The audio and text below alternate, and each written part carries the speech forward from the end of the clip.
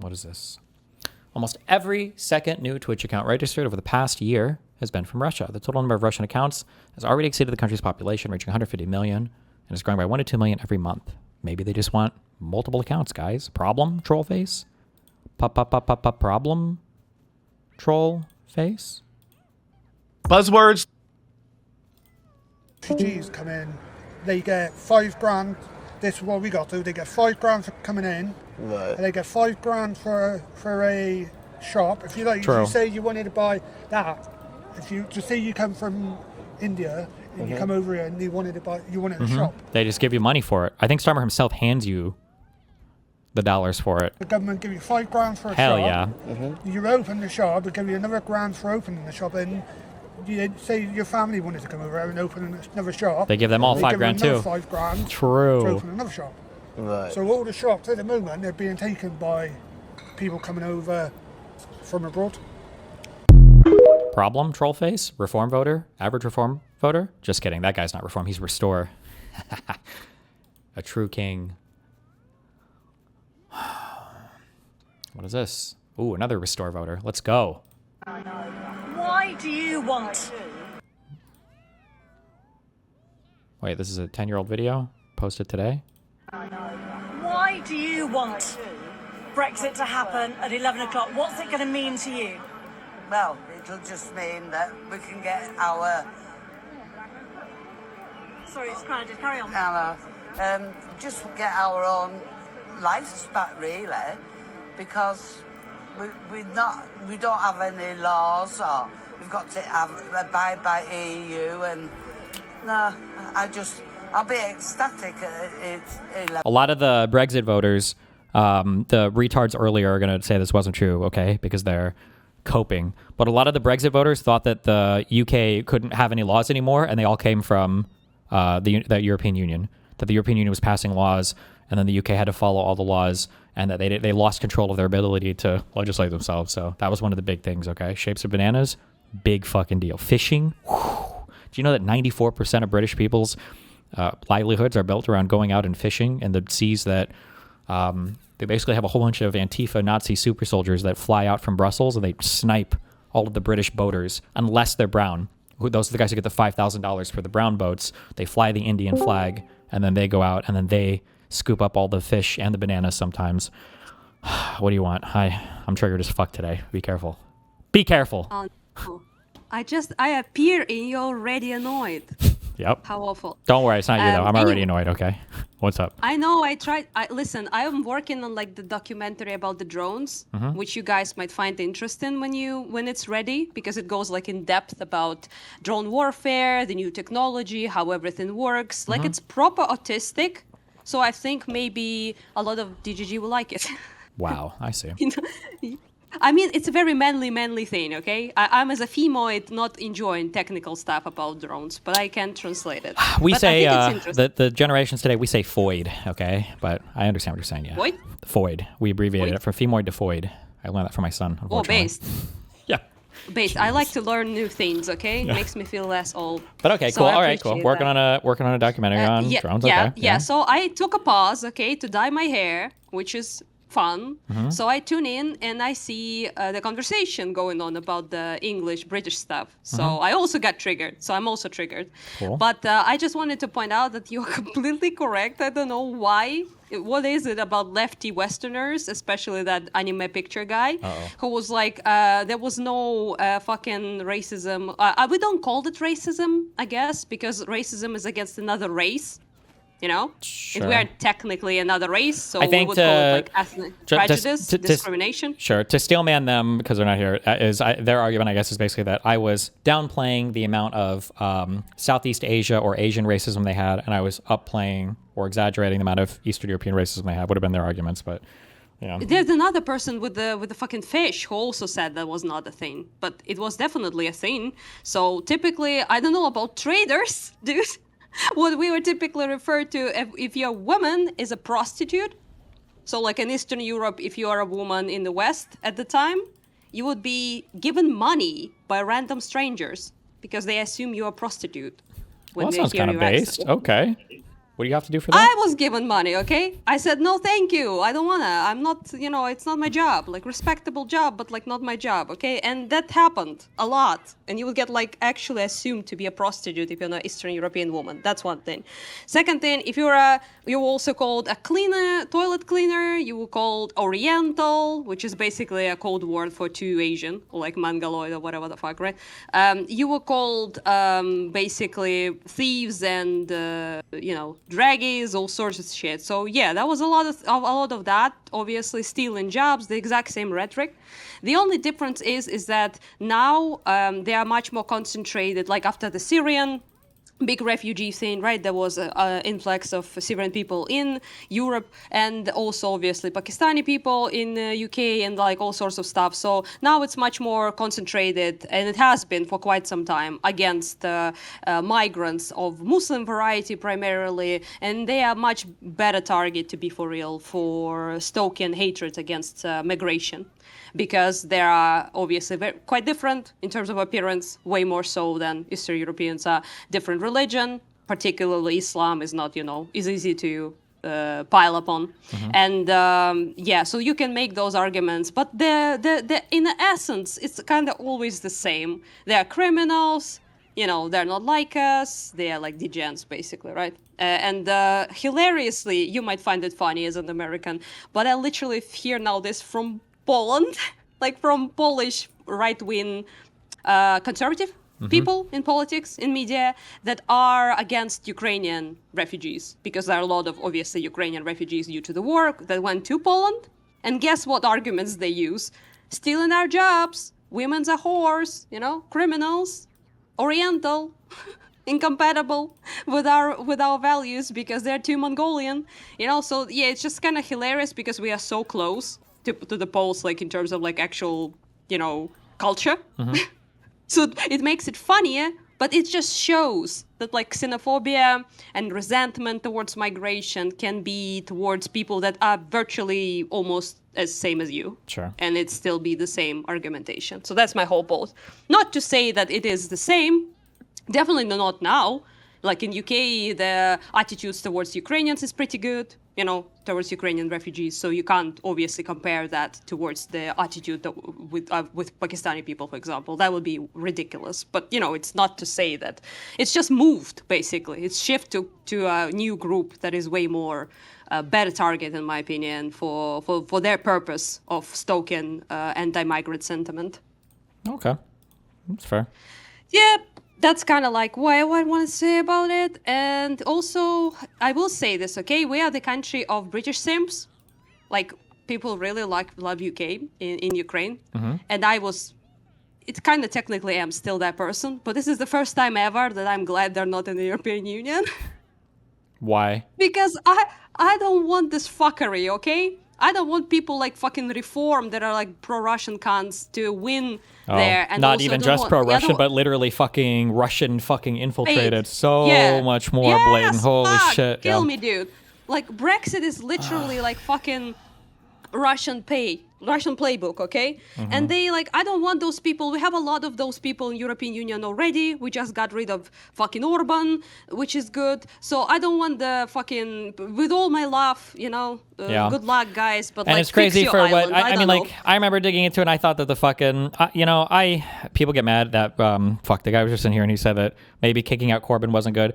Corbyn, I feel like, fucked around with the left a lot. His electoral performance was pretty bad. I think in their election was like one of the worst in all of left history. Fuck that guy. Yeah, but like the issue is that like so people were very eager to go to the anti-Semitic arguments related to people around Corbyn, and I think there was some legitimacy there. But however strong the arguments were for that, there is way worse shit surrounding Farage and weird Russian shit. Way worse shit. Farage but for some reason, conservatives they just skirt by on literally fucking everything. Nothing sticks to conservatives because their voters are amoral, satanic demons. They have no values or principles for their own side. It is actually fucking unbelievable how conservatives can operate in such an amoral fashion around the world, or at least in the Western world. It's crazy to me.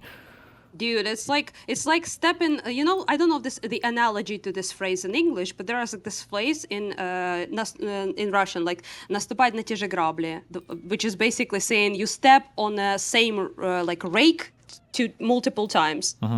So don't step on a rake multiple times. So you step on a rake, it hits you in the face, and you should learn your lesson, right? Sure. So I must say that the British are stepping on the same rake, like to a point that it's gonna cave their skull at some point. Like it's a little bit hilarious. And I how many fucking people are they gonna remove from the power in recent, like, how many was it? Like 2 already, I think. Yeah. And if Steimer moves, it's like 3, if I'm not mistaken. Yeah, I don't Like, know. what They in the keep shit? their shit keeps getting fucked up, and it I seems like don't they care, keep dude. expecting it to get fixed like immediately, and it's not. But I don't know. Who knows? I don't know. Yeah. Yeah. Also, like, I'm annoyed by this idea. Like, I understand that Trump is incredibly detrimental. Obviously, I would know, you know. But yeah, he's incredibly detrimental to the world, not just the United States. But like, come on, like. Take some fucking responsibility too. Like, what the shit? Like, there are a lot of like European countries now that move away towards Trump stuff, and like you liking Temu, fucking AliExpress, Trump Farage is just, it's just take some responsibility. I don't know, like that annoyed me. Like, it's just your fault. You're supposed to fix yourselves, and then UK, like a stupid, silly child, should just repeat the exact same steps you take. Like, come on, like you're supposed to be this fucking. Oh, hey, hello. Uh-oh. Hi. Hey, Anna. We haven't really spoken much before. We've only typed, so it's good to hear you Yeah. on. I must be honest, it hurts a little bit that you speak the truth with regards to the UK not joining the EU. I'm again, sorry, because- dude. I'm just saying facts, okay? Like, No, I don't you- want more. Yeah, sorry about that, yeah. No, I mean, you're right. On the other hand, like a lot of countries have potential, right? With like Le Pen in France and the AfD in Germany. Yeah, so, sure, yeah. And it hasn't happened yet. And, for all the problems of Starmer, like he's a real loyal supporter of Ukraine. It was one of the great things about him, right? Yeah, But I I mean- have to defend myself because Destiny kind of like had Uh-oh. a little bit of a dig. Yeah, well, like the whole Corbyn thing, right? It's kind of complicated. And actually, I think it's a bit of a lesson for the Dems. And in fact, one of the ways that the Dems are quite good compared to the Labour Party in the UK. Like, I was really happy when Corbyn was kicked out as leader. Corbyn fucked up on the anti-Semitism thing. He's not an anti-Semite himself, but he wasn't hard enough on it. The thing is, he was super loyal to the Labour Party. Like, my father's an acquaintance of him, shall we say, and like I know about conversations that have been had with him. Like, he was not a good leader. He's naive. He's an old school lefty, but he was loyal to the Labour movement. And when you kicked him out, it was kicking out a lot of supporters who were also super loyal to the Labour movement, who, we have this on the left, right? We share a vision of the ends, but the means we often disagree on. Like, you and me are pragmatic. We want to look at evidence-based approaches, and then some people are very ideological. And sadly, he's from that wing of the party, and I vehemently disagree with a lot of their kind of just dogmatic approaches towards politics, but there's still, nevertheless, right, it's that loyalty test. That a lot of that wing of the party was very loyal to the Labour Party, and there are politicians like Ed Miliband, who's in the government right now, or Andy Burnham, who they're bridge builders. Like they would build a bridge between those wings of the party, and I think that's the biggest problem with kicking Corbyn out. Was not because he was a good politician, or certainly not a good leader, but like what it represented, and it's created this massive division. So look, I'm not a Corbynite or a Bennite. I mean, that's where his mentor was Tony Benn. But it's a bit like you have in the Dems, right? You have people like Hassan who they just want to destroy democracy, or certainly the Democratic Party. They pretend to be progressive, but really, they're Marxist socialists, right? They're really, really destructive. But then you have like the AOC types, and then people that are kind of around that area of the Democrats are pretty progressive, right? I mean, the Bernie Sanders types, right? And you wouldn't want to kick these people out of the Dems. And I think the Dems Biden was really, really good at that. Biden was a bridge builder. And that's what Starmer's missing, is the kind of the Biden bridge building mentality. So that's why I said the thing about Corbyn. It's not because I'm some massive Corbyn supporter.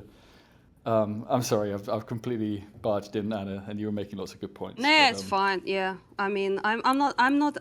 Isn't the Corbyn? Am I mistaking him with someone? Like, isn't Probably he not. literally the guy? Azov fucking Nazi Ukrainian guy, Soviet Union simp guy. Oh yeah, Isn't that the guy? I mean, his position on Ukraine is disgusting, right? Like I'm Uh-huh. not. So it's the guy. Yeah, it is the guy. I mean, don't forget in 2019 it wasn't so extreme. Like he's completely off the rails in many respects, but he is still a Labour guy, and it's not kicking him out specifically. It's the consequences in terms of the broader support of the Labour Party. Okay, I understand your point. Yeah, I shall keep my thoughts to myself on that account. No, okay? don't give that. Share them, and I probably agree with you. Like, I find it really sad, like the route he's taking. Okay, listen, you know what I think about that guy. Like, let's not pretend. Like, I already expressed my opinion. Maybe I'm mixing the guy. I understand that you mean that he would support the broader, like, left-leaning party, like Labour stuff, and that's good. So you shouldn't kick out because Hassan, for example, does not support the party, Democratic Party, right? But this guy does, so it would be like, politically maybe beneficial to keep that count in. But like I don't want to like make any points on that because you might be right. I don't know. I don't know enough to say. Well, I'm really my glad he personal doesn't have any feelings. power, in the Labour Party, and thank God he didn't in 2022, right? And, well, I mean, Labour weren't even in power then, but like I don't want him to have levers of power in the Labour Party, but he was he wasn't going against the Labour Party, and he was a supporter. And there's actually, if you want to go down that route, there's worse people than him who are still members of the Parliamentary Labour Party. So it's not even consistent. Like there's a lady called Diane Abbott who was a very strong supporter of Corbyn. And she said openly anti-Semitic things, and she's still a flipping. Like, why did they not kick her out? I know. Because now a lot of those Green supporters, right? And the Green Party. You want scary. Look at what the Green Party is saying in Ukraine. Like at first they were quite consistent, and they even said they supported military. Because this is the thing, you have to be really careful with these types of parties. Like they say they support Ukraine, they call the war unjust, and they say they want to support Ukraine financially. And then they pull back about the military aid thing. And more recently, that's kind of where Polanski's going. And that really, really worries me because, as I said, one of the only solutions... They are leftists. Don't trust them. That's my rule. But I like to believe there are some that are more reasonable, Don't believe it. Listen, there are exceptions. There definitely are. But in 95% of cases, if you assume, you will be right. Okay, that's our goal in life. You know which party. This is shocking. You know which party he was a member of before the Green Party? No. The Liberal Democrats. He was a proper centralist. So I don't know how his politics has taken this route. So basically, what's like popular, I imagine, like populism is like now like the king, unfortunately. So you get like the sentiment from the crowd you're appealing to, and then you just repeat that basically. So you have no principles. Which means you really exactly. I think this is sadly probably what is the case. I don't know if he has any principles. Right, someone who is pretending to be a hypnotist who could enlarge a lady's breasts with hypnosis. That's what he was doing, right? That's his job at one point.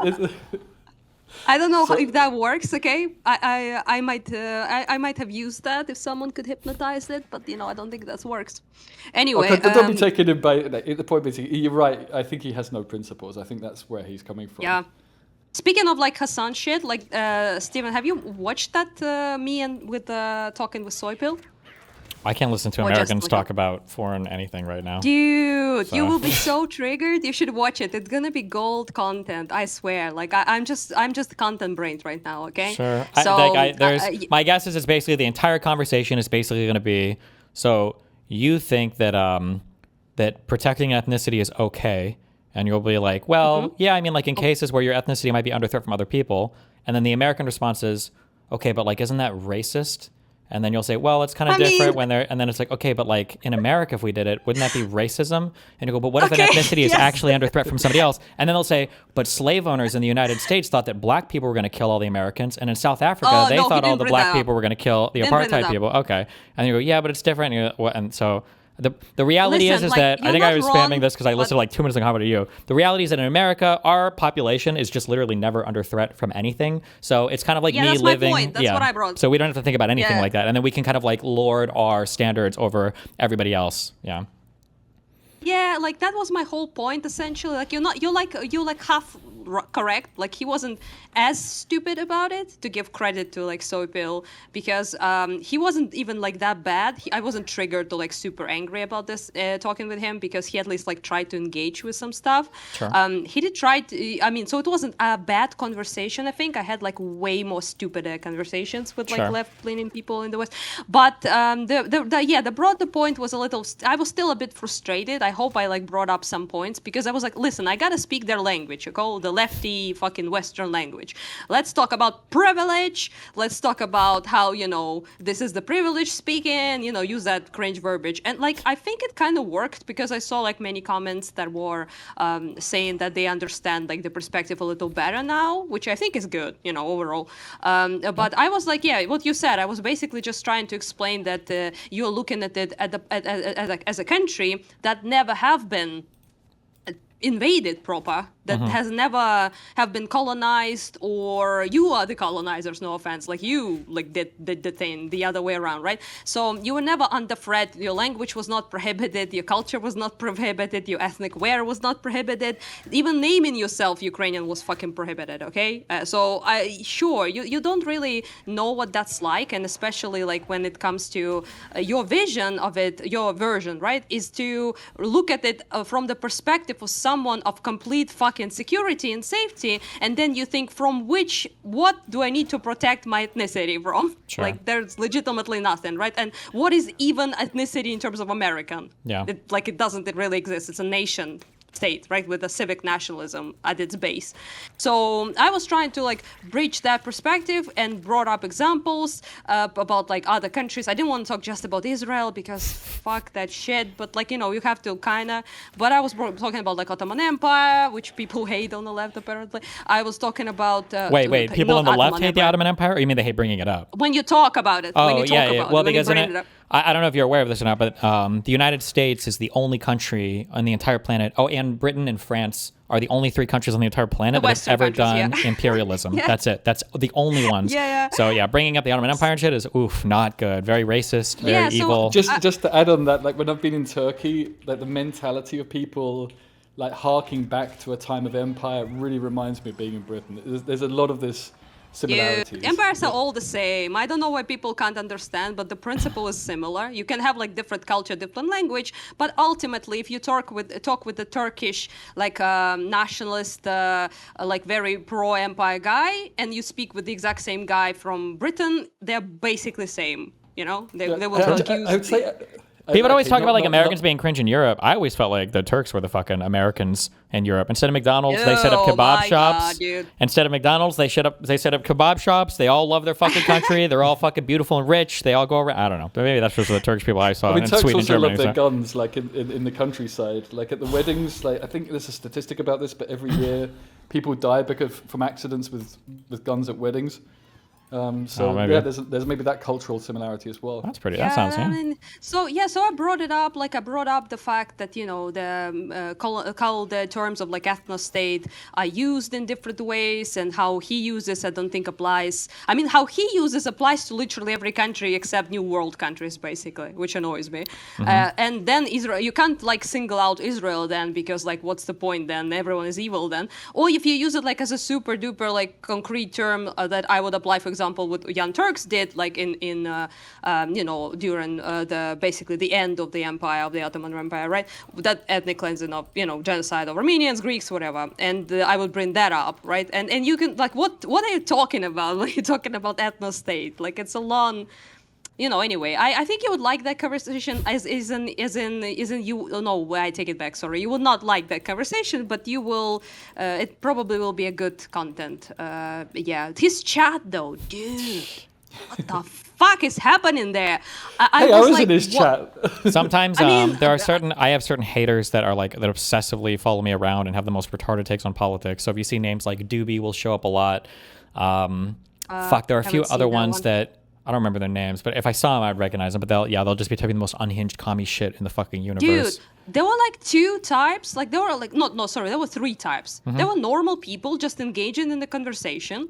So basically, like, contemplating things, just talking. I don't know their affiliation, like liberals maybe, or like some lefty types, right? There were like normal people there, obviously. Then the second group is the group that was like a bunch of commies that were like just endlessly calling me Nazi. Yeah. What I don't get is when someone disagrees, like, why can't they just disagree and not like start calling you a Nazi and like? They didn't engage in anything. No, they can't. They have no engagement because they don't even know. They don't even know Nazi anything. They can't. There's nothing they could even disengage on. You can break these people's minds with like 2 questions or 1 question on literally fucking anything, and they have nothing to say in response to anything. Further, how many times have you heard that like the genocide is like, oh, really? It's a genocide. How many people in Palestine have died? They'll say 70,000. How many of those were Hamas fighters? They'll actually self-destruct on the spot. They can't even engage with that question. Like, and there are so many different things like that. We just ask like 1 question that like the people have no concept, whether it's Ukraine, Russia, whether it's U.S. imperialism versus the Ottoman Empire / Turkey or Russia or China or anything else. Like, there's just nothing. It's just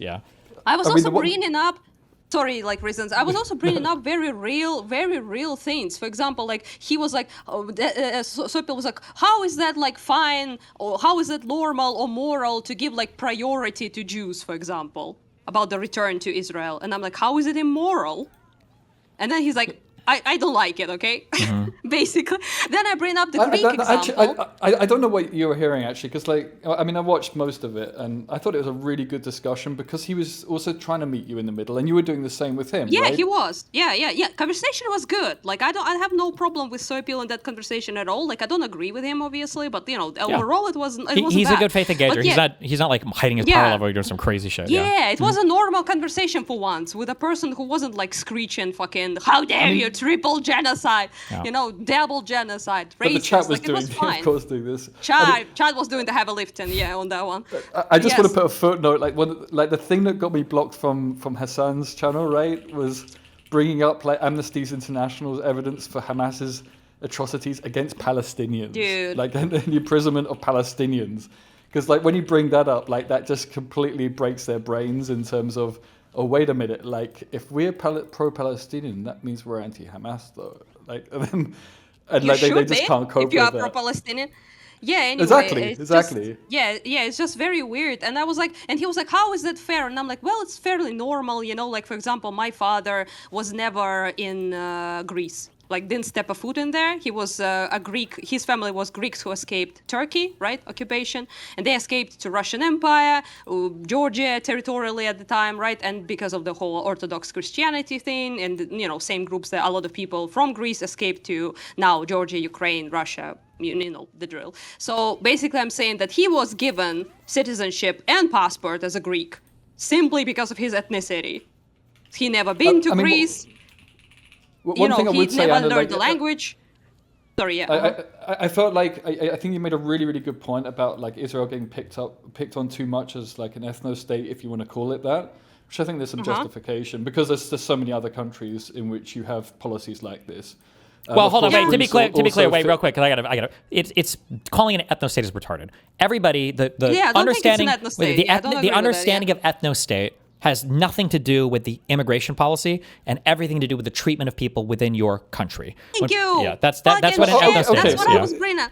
But let's say that you had like it this. down to immigration endlessly, which will trigger you. Yeah. I'm trying to talk about like ethno-state things, and he's like immigration. And I'm like, why are we talking about immigration? Immigration is a different thing. Yeah, and this is just the Greek thing, right? And I'm trying to connect it to him that the reason why Greeks had that policy, right, of inviting scattered Greeks all over the world back to the country, even if they don't know the language, just based on the ethnic principle, is exactly because it's a similar situation when you have a country that have been occupied, people have been genocided, ethnically cleansed, whatever the fuck, right? And they're scattered all over the world. Then the country makes itself a whole, right? And they establish those policies of trying to return people back. And like you, okay. So I mean, it redefines what ethno-state is to something more moderate, right? Like, and I think kind of that Soapil was going in that direction, and the way you were framing it, I mean, and actually that's too weak a point. Like, it is understandable why a lot of these policies exist, especially a country like Greece that, was what, not 400 to him, years it seems. He didn't know it was a thing, and he like, exactly. Really? And I'm like, yeah. It was why it's really good that I thought it was a really good point that you were making. This means that Israel's being picked on too much for its immigration policy, for being biased towards people with Jewish background. That was his argument. He brought it up as an argument for the ethnostate Israel thing. And I thought your point was justified in saying, like, you're way too biased to picking on Israel. There are plenty of other countries. In fact, you could say most countries, say in Europe, have some policies along those lines. Also, Germany. If you've got a German parent and you weren't born in Germany, you have you can get German citizenship, right? So it's also a form of the same thing. The only thing is, just because that is an argument for it being understandable, but it's not necessarily an argument for it being moral, right? Yeah, but he wasn't making any arguments why it's immoral. That's the problem. So I can make arguments why there's nothing immoral about it, and I made them, I think. I'll try to at least. But he never brought up Anyway, that's not the point. If Destiny watches this conversation, he will see. I think it's trivially easy and quick to establish that it probably is moral. If you have a group of people that are a nation and there are 5 million people, like if we live next to the country of Blamistan and they had 5 billion people and 500 million of them wanted to immigrate to the United States, and they were all of like the Blamistanian whatever like ethnicity, I think we would probably look at that and be like, I don't know how I feel about this, right? Technically, we already in the U.S. immigration thing. Oh, okay, sure, yeah. I mean, yeah, and technically even in U.S. immigration right now, like we give preferential treatment to family members. That's an ethnic thing. So I mean, like, it's stupid. Yeah. And also, like, it's not even family cohesion. There's an argument for that goes beyond just ethnicity, right? Well, wait, hold on. Family cohesion, ethnicity goes beyond family cohesion. But I mean, like, but if you're giving preferential treatment to family members, to say that that's totally divorced from ethnicity is, I mean, maybe there's correlation, but it's not the motivation, right? No, I feel like it kind of is. It's like your kind of people that you're like giving preferential treatment to, like close family members, people that are closer in like values, and then people that are closer. I just think in the United States, like we don't think about ethnicity when it comes to protecting our stuff because our ethnic group isn't under threat. But also for all these other countries, especially in the Middle East, not only are there a lot of these places de facto ethnostates, a lot of them are literally de jure ethnostates. Like it's actually written to their constitutions that they will have Arab, Muslim majority populations. But you never hear about it because, where the fuck are 20 million Germans trying to migrate to Iran, or when are 5 million Spaniards trying to migrate to Tunisia or Morocco? It's not happening. So you never even really hear this thing come up. I don't deal with those. Yeah. And it's just also like I brought up. If you listen to it, I also brought up like a bunch of things about like the fact that they are not prohibited from participating in government. Arab people, I mean, because like 20% of them in the Knesset and stuff like that.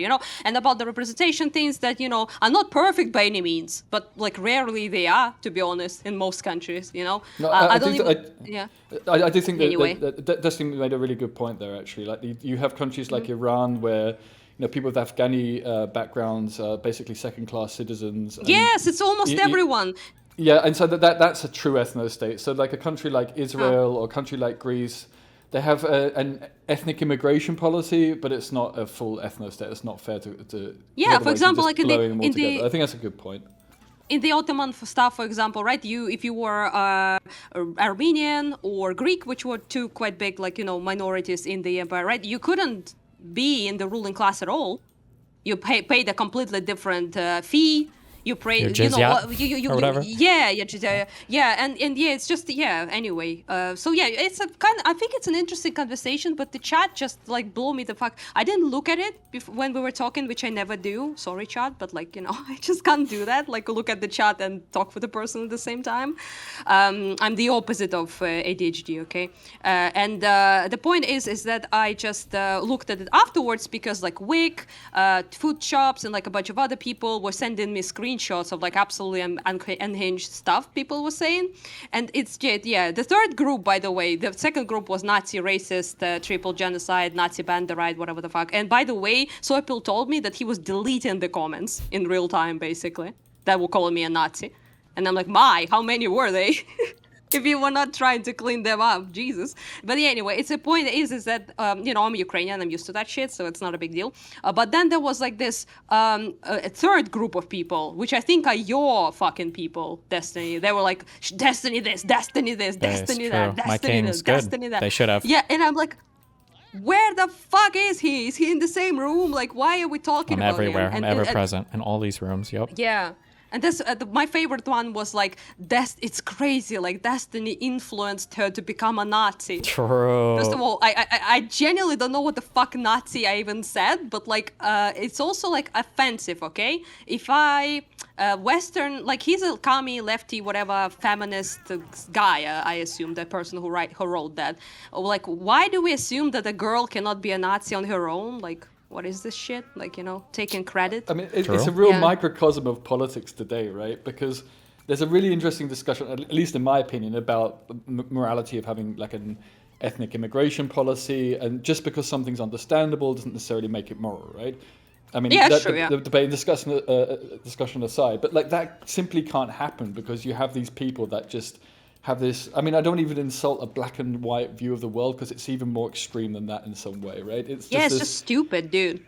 It's like I was shouting people down, labeling people in this very simplistic way, and it just completely destroys the discussion debate. Which, to be fair, Soil Pill was really. They're not there for it. The issue is just that when we talk about. Like, this is the thing I talk about. When we use language, when we talk about morals, there's a whole bunch of like unstated qualifiers that a lot of times we don't even think about being there. And when you're in different countries, some of these things are going to be more evident than not. So when we talk about ethnostates in the United States, that's just a horrible thing because why would you even think about it? Like, that's just not a thing we're thinking about. Yeah. But like this thing comes up when it comes to like vaccines. Like, if I were to ask, an average person, do you think that we should literally force people to take like vaccines at threat of the cops coming in and murdering you? Like 99% of people would say, no, that's not ethical. But if I were to present to you that, okay, well, there's a disease right now that's making its way through society. It has an incubation period of like 4 weeks. It's got a 95% fatality rate. And for the other 5% of men, it makes their dick fall off. Do you think that we should, like, everybody, like, yeah, to get the cops and lock them down and do whatever the fuck you need? Not the dick. Because when you're thinking of like, would it be moral to forcibly vaccine people? You're not thinking, would it be moral to forcibly vaccine people? What you're thinking is, would it be moral under threat of force to force a vaccine on somebody for a disease that's not actually life-threatening and doesn't impact them? But like, these are all the other thoughts that are in your head. You're just not like cognizant of it all the time. Yeah. I agree with you because that's what point of my conversation with him was to say that there is a nuance and you have to look at case by case basis, right? It depends on the history, on the context of the country. There was one section that annoyed me a little bit, I will say, and probably will trigger the fuck out of you. Uh-oh. But there was like this that you have to we have to basically integrate people from Mariupol instead of like tossing them out, Russians that were settlers there. And I'm like, so you want to ethnically cleanse them, is what you're saying? Yes, I was saying, like, I asked him his opinion about this, and he was so uncomfortable, poor guy, because, obviously he can't say, that he agrees with ethnic cleansing there because it's the most awful. The flip side of that, the super easy flip side of that is you just ask people, like, do you think that it would be moral for Israelis to completely leave the West Bank? And then you flip that verbiage around them. So you would ethnically cleanse the West Bank of all Israelis or Jews, and they would say they have to own that. And that's a really hard one for them to own. Yeah. Yeah, it's a difficult. And he was like having trouble there, obviously. I mean, very genuinely. Again, it's not like he was like evading this question or anything. He was like genuinely puzzled there. Mm-hmm. And I was like, and then he was like, well, you'll be tossing out people that are, not that bad because like they just might have moved because of like financial stuff. And I'm like, dude, like why the fuck are you demanding suicide from people? Well, but also, think about it from an American perspective. We haven't done that in a long time because we haven't been under threat. What did we do in World War II, though? If you were Asian, you went in the fucking camp because we're not even going to risk it. How many people did we intern in the internment camps in the United States because we were so worried about everything else? So, like, the idea that, we're above it or whatever, well, when we feel threatened, we'll take these, crazy actions as well. And when you're not, it's like, oh, well, everybody should be as nice as us. It's like, well, nothing's going on with you guys. So, yeah. Anyway, just if you watch it, I think you will enjoy the content there. But also, like the chat might trigger the fuck out of you if you read it. So I don't know, like be just cautious. Ignore the chat because the debate was really, really good actually. And no, actually, don't ignore the chat because it proves your point. It proves the point you made to Soypil way back. I listened to your conversation quite a bit of time ago. I don't remember, to be honest. But you were like basically talking about how leftists infiltrate and how they, change up the nature of your community. And then if you don't police that shit, your community festers. Those like extreme positions, absolutely insane, radical shit. And I think it's the best proof ever. I told you need to toss an Eastern European in the lefty community in the West, and they will will show what they are very fast. Dude, Yeah, you it's have a no test. idea. Well, actually, I shouldn't say that to you. Actually, maybe you do have an idea. But the fact that like people in America are just so fucking clueless when it comes to something that like you can watch, especially if you're in like online politics, like so obviously, like you get these weird socialist, tanky, Marxist, Leninists that'll be like, guys, what we all need is just healthcare, and they're like, oh my god, this guy is great. Yeah, what the fuck? Yeah, it's just healthcare. Let's fucking go. What? High minimum wage? Oh, he just wants worker rights. And I was like, oh my god, kill me. Yeah, Come on, guys. I know, okay. That's what happens. And I'm afraid for Soy Pill's soul, okay? Because when I showed them him in the comments, basically he was like, nah, it's fine, you know, they love you and stuff. And I'm like, love me like Russians love Ukrainians, I Yeah. guess. That's how they love me. I don't know, my guy. Like, I don't feel the love. I don't know what I can tell you here. Yeah, so it was just, I think it's an interesting experiment in that sense. I wasn't like offended by any means. Yeah, but people who like on about Destiny, they're fucking unhinged, dude. And they were like, she's a loner, Destiny, loner Brox and Destiny head. I honestly don't understand what that even means. I also just I love the idea that because you're like you've had family die in this war, you're living in a fucking war zone, you're watching buildings getting destroyed, and it's like, you know, huddled in the hallway of your currently being bombarded apartment, you're like watching Destiny stream to get his opinion on how to feel about Russia and like Eastern European politics. Like how unbelievably fucking retarded do you have to be to think that like it's just so fucking stupid. Yeah, like Jesus Christ. And the irony to call you a Nazi when Ukraine is facing the modern day Nazis. Yeah, themselves. like these guys are like 2 steps away from like watching Zelensky and be like, I bet this guy's a fucking DGG subscriber, bro. He's a tier 5. I could tell by the way that he's so anti-fucking Russia for no reason. And it's like, oh my god. You're so obsessed, like everything revolves like fucking around you. And I mean, I obviously, you know, I consider you a friend, I respect your opinions and stuff, but like it's not like you particularly influenced my opinion on like Russia or like Eastern Europe or like anything really, or Israel or I think if you Ethnostates. just say Israel's a country, that's enough to trigger a lot of lefties. Because that's basically, you were so tepid on saying anything positive, really. And I was waiting to see if you'd say anything that I really disagree with. Because, I mean, I think there's some ambiguity there, right? Like, the Israeli government is pretty shitty. And I fucking hate them. That's not the point. And the best part was, especially when you brought up the Greek ethnic immigration policy, it was like, oh, she has a really good point. And I'm just watching chat, like they're zoned out. And then, triple genocide, she's racist. Exactly, and then the N word comes up. I mean, and it's like, wait a minute, she had a point. I mean, you kind of convinced me, like, okay, like it's too much bias towards discussing. I like how they write it though. It's very funny to me. I think Destiny can do that voice really well. But I will say something. For example, I will say something like, so you see, the point is that when you have a very legitimate threat as a minority country, like as a small country, you know, and you need to really defend your people because they are, when we are ruled by other people, we have historically been prosecuted, discriminated, genocided, whatever the fuck, right? And that's the point. So this, in my opinion, is an anti-imperialist point. So I am talking to... so it's not a right-wing point at all. I'm saying, like, you know, but they're like, so she is for racism and ethnic cleansing. You know, I brought up the fact that when the Kurds gained control over northern Iraq, there were numerous cases of Arab-dominant villages having massive. I think they were almost eradicated. Like the buildings were being knocked down. Because, you know, they were reacting to the fact that they'd been suppressed for a long time, but once they gained the power, then, you know, and like they didn't want, no one wanted to hear that, you know, because of course the Kurdish cause is very much supported on the left, and so they don't want to hear about any, like shades of grey with regards to this, and the fact that these things are really complicated. Yes, that was my point. That's why I brought up Berlin massacre, for example, right? So I definitely support the nationalist Ukrainian movements in the sense of gaining independence from all the empires that were occupying us and tearing us apart. I obviously see their aim to create independent Ukrainian state, right? But the fact that their reaction, right, towards when they got power and they basically exterminated a huge number of Polish people that were just regular people, right, is the consequences of that occupation. And like it's a complicated thing, and I don't support that. But, to bring your point up that it's something is understandable, but not necessarily moral, right? So I understand where they were coming from, but sure as fuck don't support that, like on a moral ground. But, it's just very, but if you bring that shit up and they're like just losing their fucking minds over there, it's just, it's, also, I will say, guys, last thing, because I need to walk to head out with my rabbit. It's late.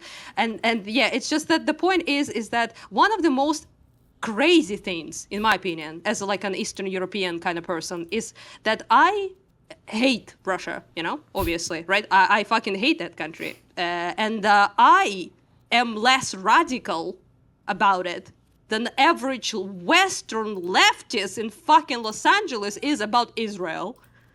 Like, True. That's nuts. Yeah. That's nuts. I have less fucking hatred in my heart, okay? To the people who bomb me every day, to the people who blown the fuck up my father, to the people who killed the person I loved, to the people who raped my friend, okay? To the people who destroyed half of my city, I have less animosity towards them than an average California guy has for the fucking Israel. Like, if that's not the result of, like, insanity, of insane fucking propaganda, I don't know what is. I'll be for real with you guys. And it's insane, if they're going to use the word genocide to describe what's happening to Palestinians, how the hell don't they do that with regards to what's happening to Ukraine? If they're going to do that in Palestine, because like that seems clearer. And I mean, I was talking to Dylan Burns the other day, and he was like, I don't want to use that word because it, that's for the academics. He's really, really careful. I really respected that position. But like, if you're going to use that already with regards to Palestine, then Ukraine is like an obvious case. What, with 15,000, 20,000 children abducted? That's literally under the definition of genocide, right? But they never say that. Yeah, I mean, I understand the position of not calling everything the G word. Like, I kind of respect it a little bit. Exactly, but then you have to apply it across the board, right? Yeah, but if you throw it like to literally everything, then you should sure as fuck throw it here. So, that's kind of like a hypocritical thing. Either you don't use it everywhere, or you use it like, I mean, never mind. It's like never used about us at all. So, I'm used to that. Like, you can do literally anything to Ukrainians, and it's never the genocide, It's quite literally never the thing. You just have to roll with that. Nothing that is done to us is ever being recognized as bad as it is. So that's just a trend, that just persists in 21st century, so whatever. Anyway, gotta go, rabbit's time, and hopefully I will finish working on that documentary soon, and then people can watch it. People from DGG, quite a bit of them subscribe to our East-West media, which is pretty cool, and it's a lot of it is like drone. Most of it is like PPO is like anti-air defense, basically, right, that we have. And most of it is directed towards the fact that it's shifted from being just dudes with machine guns shooting down drones, right, or like artillery and stuff like that it completely migrated towards drone-on-drone violence, so to speak. So it's like interceptors now, and like it's aerial fucking battles of robots in the air, basically, right? And they talk about how that shifts. And to me, as a person who lives under Shahed drones every day, it's crazy that the West just ignores this. Like, this is the future, guys. This is how the wars will look from now on. Like, you can't put this fucking cat in the bag. That's it. That's the wars now. And now they kind of shook ass after Iran thrown their Shaheds at the allies, of United States in the Middle East. So at least the Middle Eastern countries are now like, hey, Ukraine, like, can you teach us your ways? So, I mean, I understand that, but it's like crazy until you guys, like Europeans and Americans and whatever, get like actually attacked like that. You seem to not give a fuck. I just don't understand this. Well, like, if anyone... I mean, that's not. There are two. Like, we're not everyone's a leftist, right? And okay, I'm speaking again in favor of Keir Starmer, but he helped Ukraine build a factory in the UK. For drone production, right? And then now tens of thousands of drones are coming out the UK, Ukrainian-designed drones, right? And I think that also represents, let's be honest, he's also being there's a selfishness to it as well. Yeah, but there's the issue is that, like, what should happen is that, like, even if every single American fucking hated Ukraine, even if our leadership fucking hated Ukraine, the United States government and military should have their, like, hands all over that conflict just to study what's going on the battlefield. Even if they hated every motherfucker, we should be keenly interested in how it develops there, because it's going to be obviously even relevant to conflict the the rest of the world.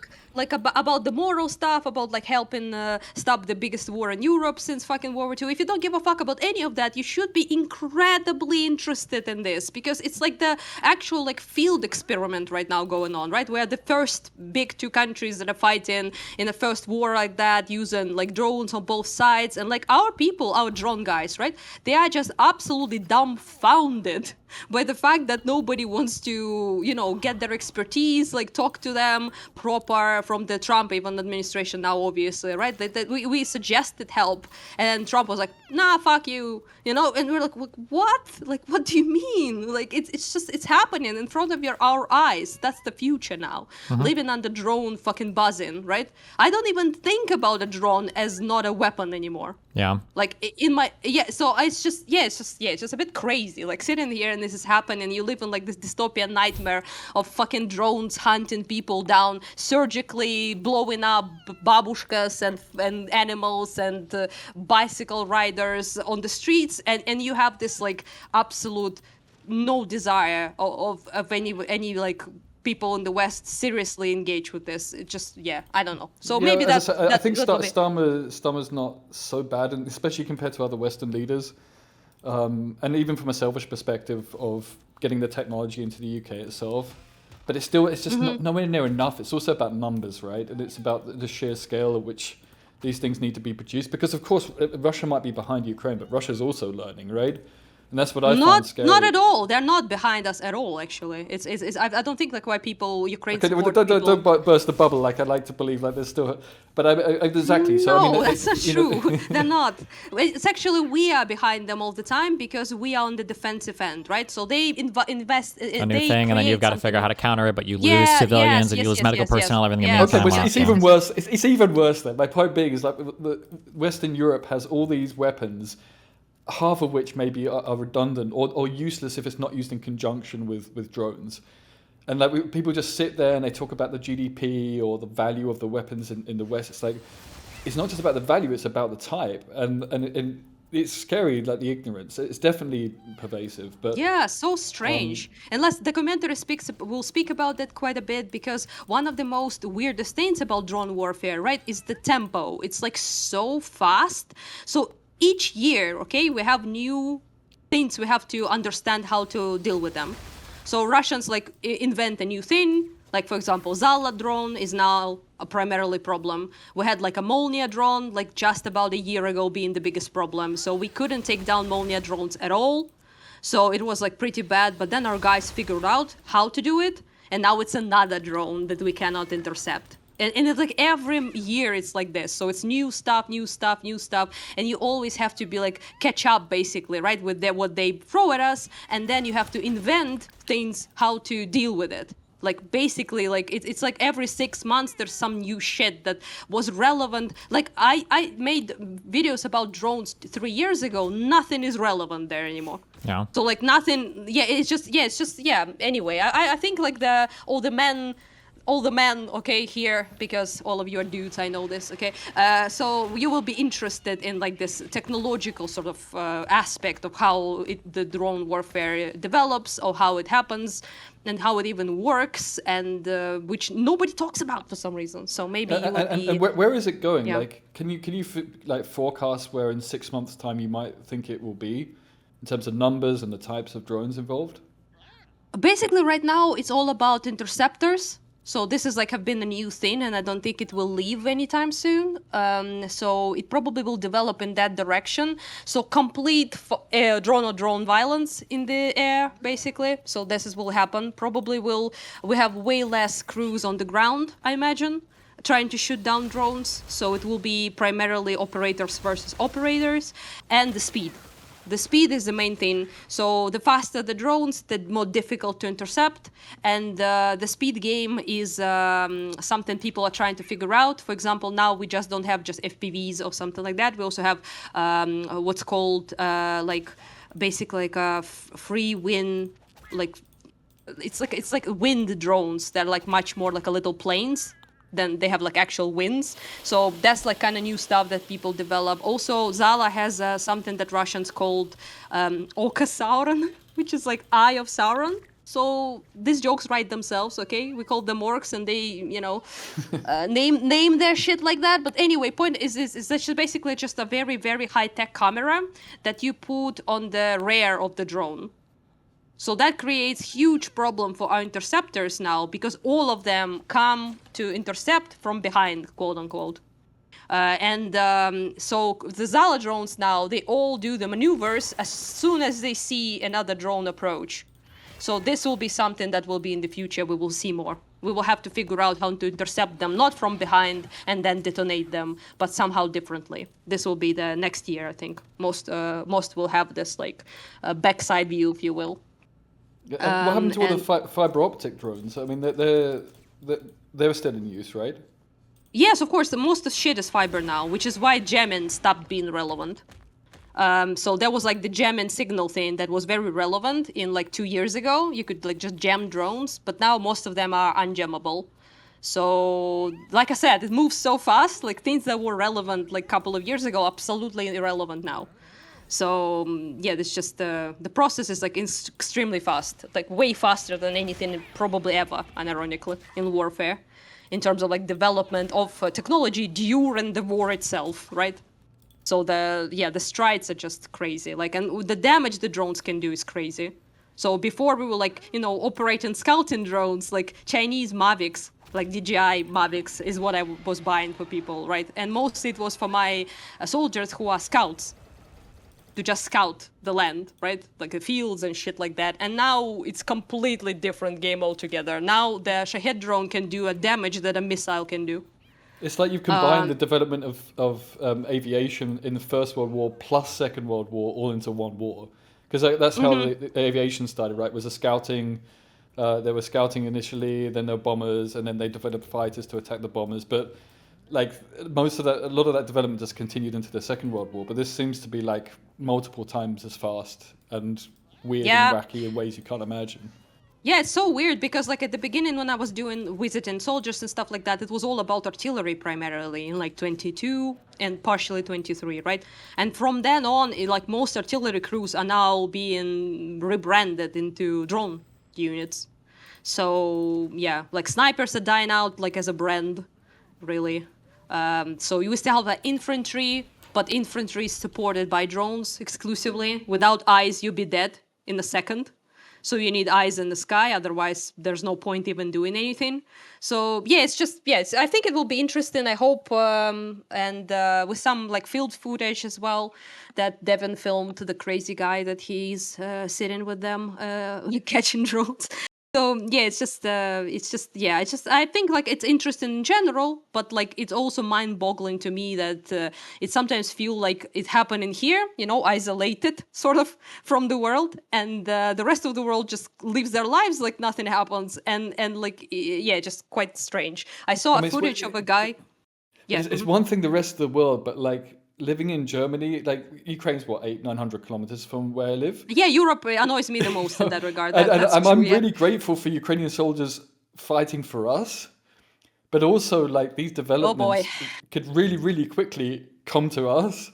So I mean, I can understand Americans being a bit more isolationist and it doesn't bother us, but here in Western Europe, we should care just on a selfish front. It's insane. I find it completely shocking. Or leftists in Germany, they say, I'm pacifist, I don't want war, so I don't want to invest in weapons. It's you invest as a deterrent, you're actually less likely to have the war, right? Dude. Well, last thing I can say is that if the only way to make this positive, okay, my American friends recently have been teaching me as an Eastern European that we are too depresso, that we need to be more positive and to look positively into the future. The urge to tell them to fuck off is big, but I'm also trying to. So the positive thing is that I guess Europe has a very strong faith in us being the greatest meat shield of all time. So that's my positive take. So I think you guys just think that, we're such a good meat shield that you will never have to deal with any of this. And that's why you don't have to bother yourselves. Well, I've never heard anyone use the term meat shield here, but Yeah, I mean, I'm That's what we are. personally very It's grateful. like- It's insane what Ukraine's doing for the rest of Europe. It I really, appreciate that. I for sure do, but don't think I don't. But I just that it's just we call ourselves out because we know that's what we are. Okay, so you don't need to sugarcoat it. I can understand that, and every person you ask understands that. It's just that my only wish is invest in the meat shield. Invest in it. turn it into a drone shield instead. I mean, that seems to be the But way you no, can- no. Well, anyway, yeah, bye guys, and I hope Destiny you watch this convo because I kind of, to be honest, it's very selfish. I just want to hear you scream and stuff, so I find it very entertaining. So, yeah. Is he there? Is he abandoned us, Euro people, to talk about Euro shit? the typical American abandoning Europe, huh? I did Look at abandon that you, but yes, I isolationist. will. I'll watch it. Okay. Okay, yeah, anyway, just for memes, okay? Maybe when I sit in the corridor, like you said, and I actually watch, your stuff, and it will be fun for me instead of like exploding. Yeah, so, yeah. Also, it's very funny when you scream. I don't know, it's just hilarious to me. I don't know. Okay. I don't know about your blood pressure, though, to be honest. Maybe it's not good for you, but... I'll survive. I got it's fun, RFK though. Jr. backing me up. I'm good. Oh, no. Not the brainworm guy. Anyway, yeah, bye-bye, you guys. Yeah, Have see fun. ya. Bye. Yeah, thanks, Anna. And I'll leave as well. All right. Yeah, Have fun. Be lots of careful. love. Bye. Reuters. Virginia Democrats ask U.S. Supreme Court to intervene after state Supreme Court invalidated pro-Democratic U.S. House map ahead of November elections. I don't even want to... Do you think they'll decline to take it, or do you think they'll take it and Alito will bust out the dictionary and try to actually affirm why Virginia can have an election that's 45 days long, even though in federal rules it's only 1 day long? 11 o'clock. How will you feel? Just feels though we're getting our freedom back. What does that actually mean? How's your daily life going to change? It's just total independence, Give me 1 minute. Let me just watch this. Hold on. Jeez. One sec. It's just going to No. so much. No, I won't give you a minute to watch this. It'd be nice to see I get a lot of our industry back. It feels we've lost a lot of our fishing. Like. What does it mean to you, Stacey? Well, it means ruling our own country again and having our say over what goes on here instead of being ruled by an EU Yeah. state. And for you, what does tonight mean? We've just left the EU. We have, and it's amazing. It's what we've been waiting for 4 years. It means we get our country back, we get our sovereignty back. Thank God. What does that actually mean? The fish, In the practical bananas. terms, what do you mean? Fish Well, bananas. the Fish country's bananas. ours again, and we can have a lot more say, a lot more rule to what happens in it. Over which rules? The fish bananas. I don't know, just whatever. Our court laws will be changing to ours, so we have what say goes on in this country. So human rights and everything will be turned into our laws, and we will have the right to. Well, our courts will have the right to say what goes on instead of Germany. Thank God. Fuck Germany. What do you hope is going to be the Last one. benefit from it then? Why are you happy? But we can do, we can have our own rules, not Brussels tell us what we Brussels. can do. Hell yeah. Fuck them. Brussels sprouts. Because Brussels says you've got to do this, you've got to do this, you've got to do that, and we can do ourselves what we want to do. What's up, buddy? I watched your video where you were going over that, the response to your MSJ. But I saw a few things you were talking about and thought they might make for good discussion. So there's like this whole question of spoliation going on in your case, right? Oh, God. Yeah. So, like, I don't know. It's strange because I've seen the other side in this has claimed like, oh, we can't make a spoliation filing until after discovery is over, right? Which doesn't make a ton of sense. Usually you would want to make a spoliation claim as soon as you know it's happening. Of course. To try to get the judge to stop it, right? Yeah. But then there's like another part of spoliation where if you can prove this, I did it, well, they've destroyed it. Now nobody gets that evidence, right? Well, then what you can do is you can say, okay, judge, now we want it on the record in front of the jury so that they know that this destruction happened, and we want the judge to direct the jury to basically assume the worst, right? So like, that way then it there's no question. It's like the worst version of pleading the fifth, right? Where like, okay, I don't have this message, but here's what the opposing party says it probably said. So we're going to tell the jury to assume that. Yeah. So what's weird is like, they are making all these arguments around you doing spoliation, blah blah blah blah blah. But even just in the deposition that you were reading to chat, it was like, oh, like you could probably prove spoliation from Doe's side because Doe messaged her ex-boyfriend, right? And then y'all were like, hey, where are those messages? And he's like, oh, I deleted those. Okay. He probably doesn't have an obligation, really. Like, he kind of did have an obligation. It's technically maybe spoliation, but actually, not something worth fighting over. You know what's really funny is you're both underthinking it and overthinking it. He actually did have an obligation. Do you know why? Because just by talking to Pixie, nope, it was likely that there was a lawsuit. No, because fucking Joanne represented him. So he was in a way, he's represented by an interested party in this thing. She should have told him that he has an obligation to hold on to those messages because they were relevant to the. Yeah, no. Was she representing him at the time of those messages?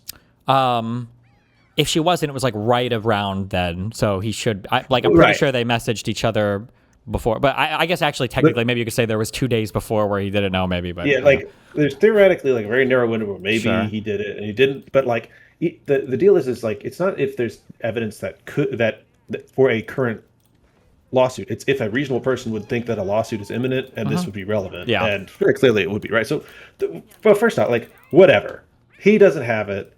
It's probably not super material. He's not a super important witness to this, but I would bet Doe deleted her messages to him. Probably, yeah. All of those are discoverable, and there's zero excuse for her. So like you could easily, I don't know easily, but you could file spoliation against her, say, look, she destroyed these things, blah, blah, blah. And then now the jury gets to assume all this bad stuff. And there's probably a bunch of different areas in this lawsuit where you could do that on their side. The issue is that we're like outside of discovery, so it's just kind of awkward to do all. And also like one issue is outside of discovery. Exactly, yeah. The second issue is how material, because I'm not countersuing. So it's like what? It's like it's not like it's helping me build anything.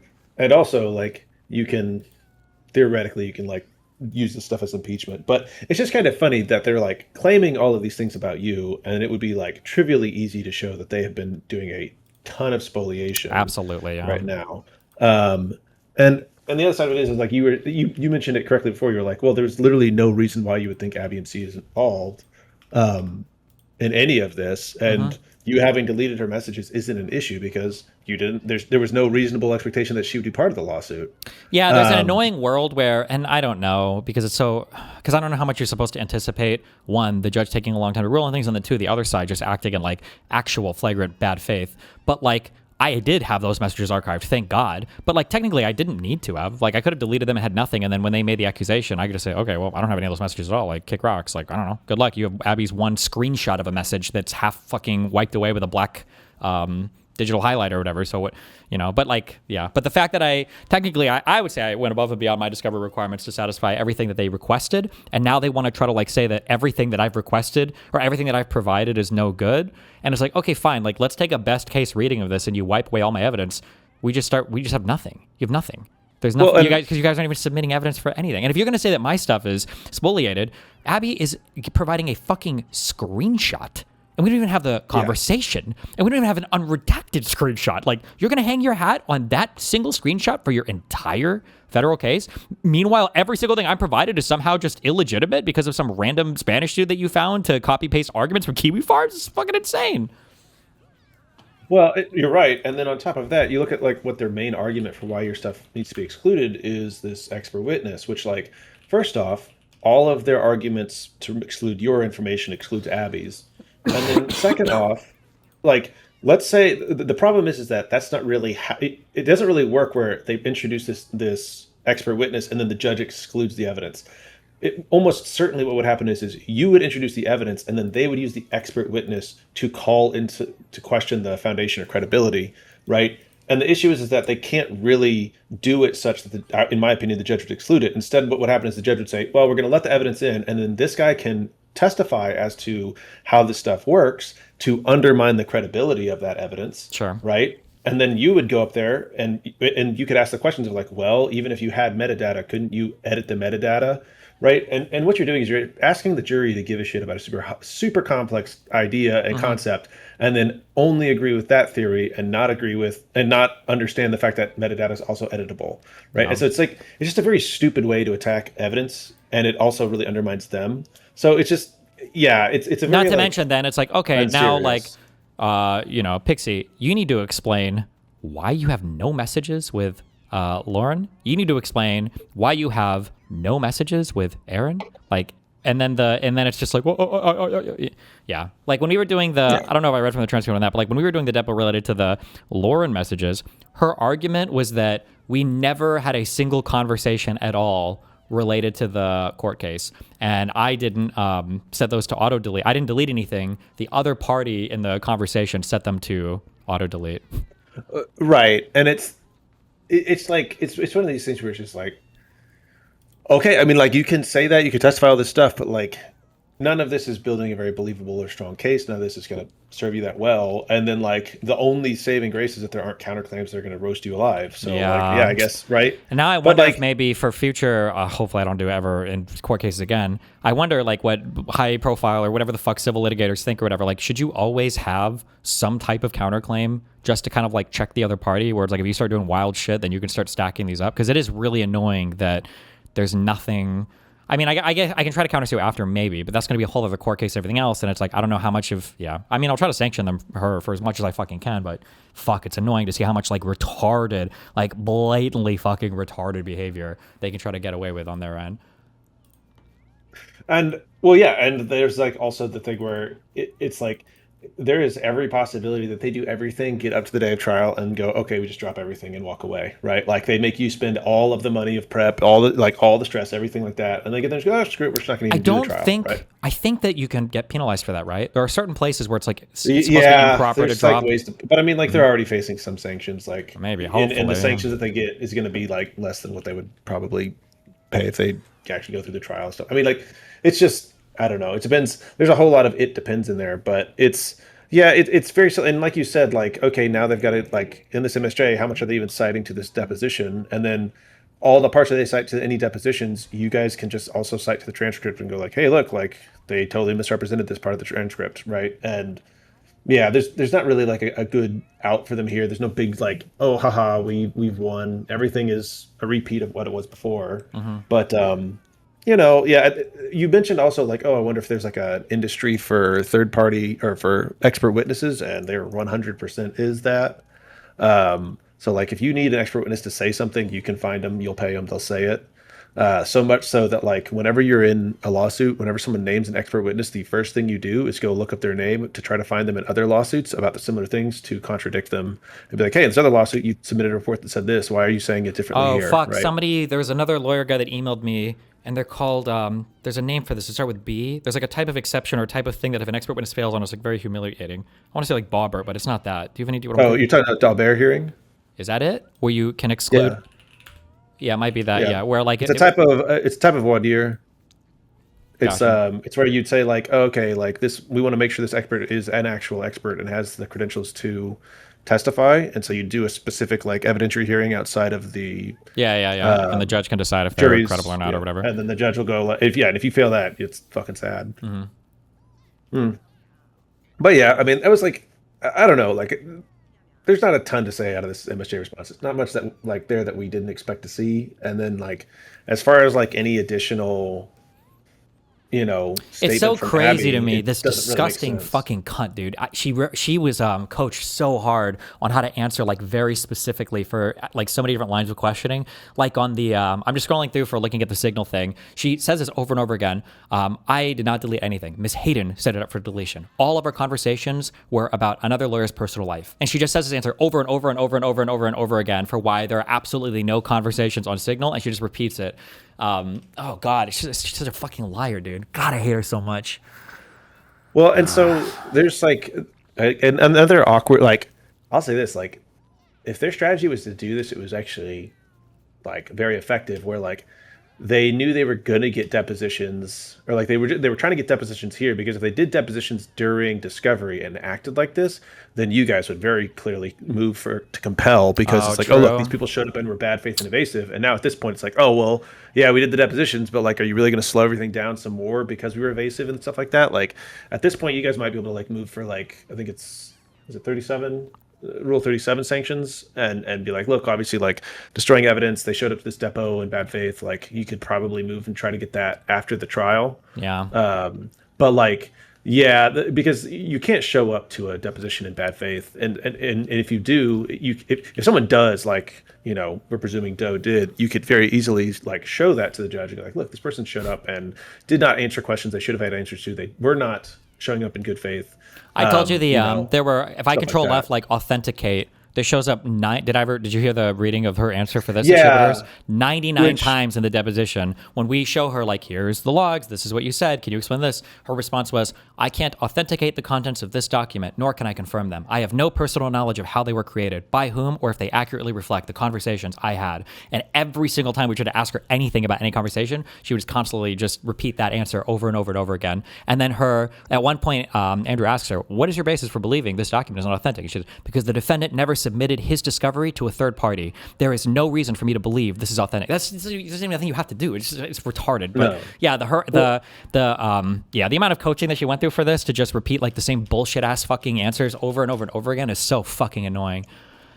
Well, and also the issue, like, and I'm sure if you read the depo, the transcript, you'll see this where it's like, she probably said that, and then Brettler goes like, okay, well, what's your opinion on what's on the document? And then she probably repeat the same thing, which, like, you can't do that, right? Like, I could literally pull out, just like the book War and Peace, turn to a random page, read a paragraph on it, show them that paragraph, and go, what do you think about that? Ask them that question. And they have to give an answer.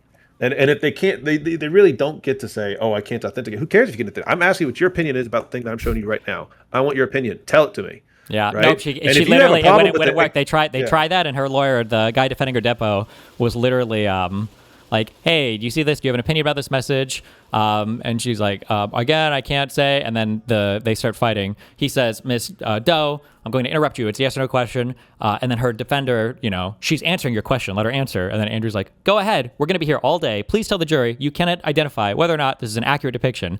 And then her defender says, she's trying, Andrew. She's trying. And Andrew says, she's not. She's trying to be an obstructionist. But go ahead, Miss Doe. Please go ahead.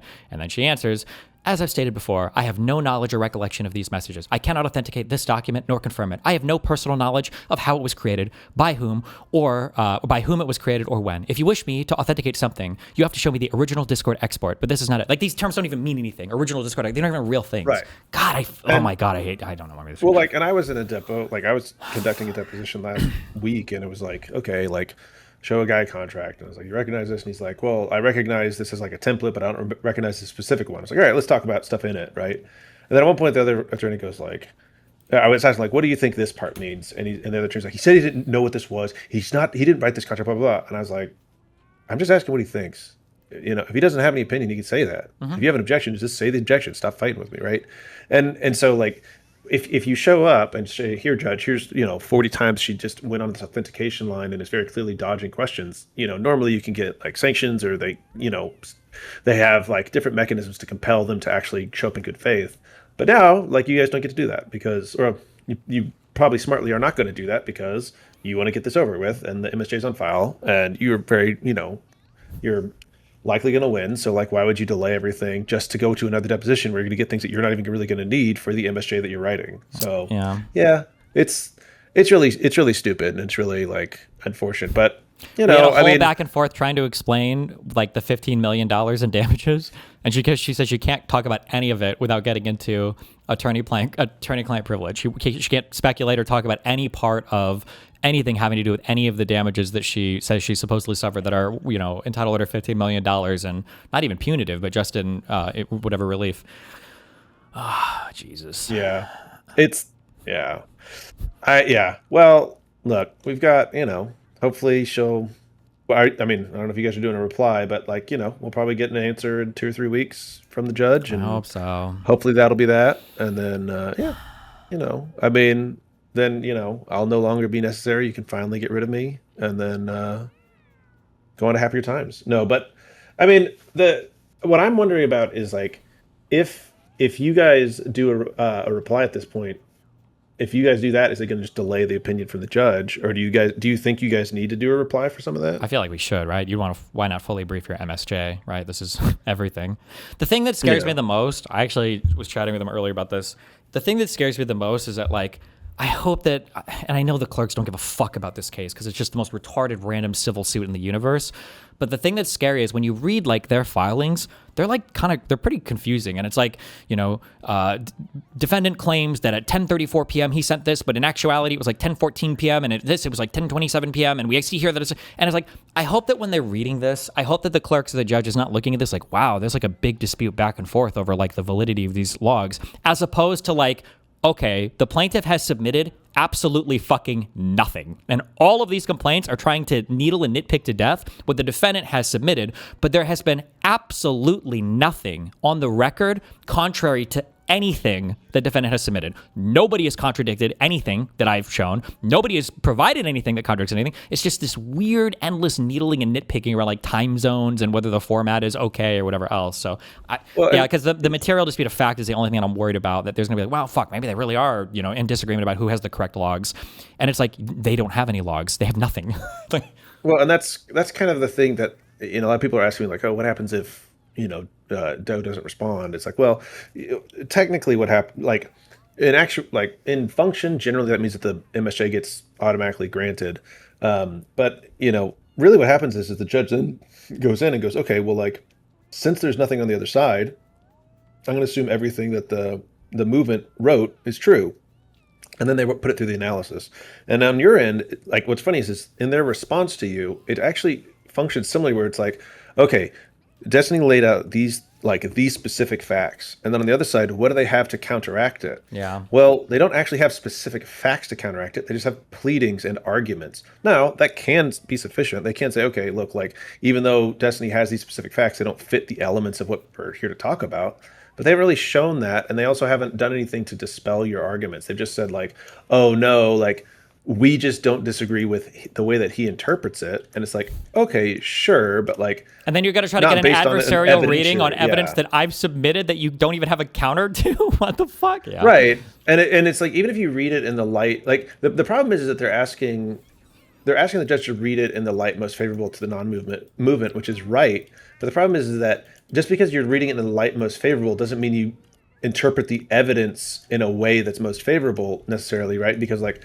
Okay, yeah, like imagine like, do you have a video, or do you have like a log from your ex-wife in 2017? And you're like, no, I don't. And they're like, we want an adversarial reading on that because we're going to claim that in 2017, with no evidence, that he told Melina that he was going to do all this horrible video stuff to fix it. It was like, what? Yeah, just retarded. Like, if you had evidence of like, Abby can show here that she thinks that this was sent here, and she has like some kind of evidence here, and then I'm deleting it all. It's like, okay, that's a stronger argument. But the fact that you could just like got at the gaps, your evidence on all of this is like, what are we doing? Well, right, because like, let's say you said like, oh no, the date format's wrong. See, like, here's these messages that show the date format this way, and then they said, well, no, actually, Judge, look, we have these messages about these two different.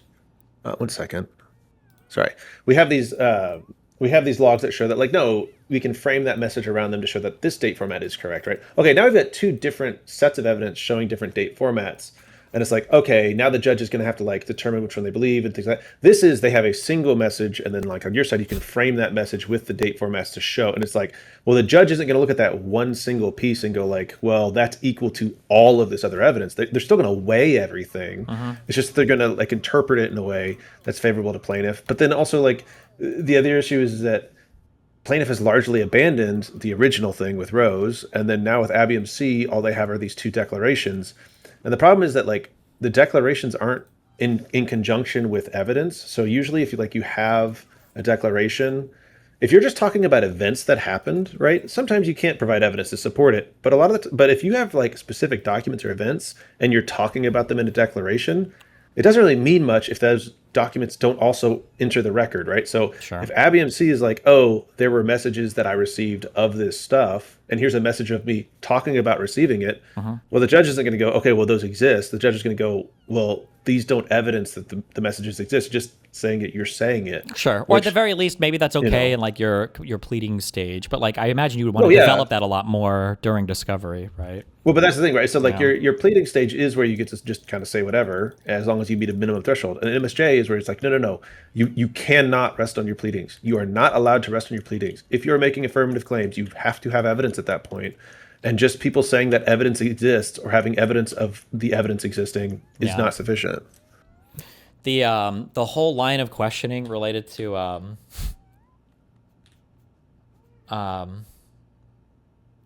so she tried, this is her explanation. So in the middle of the page here, there's an indication that Pixie wrote at 2:13 a.m. I feel like whatever I ask you to cover will be too high a price, and then I'm going to feel even worse over it.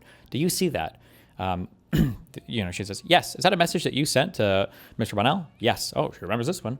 Okay. And were you referring to, what were you referring to when you said, whatever I ask you to cover will be too high a price? What did you mean by that?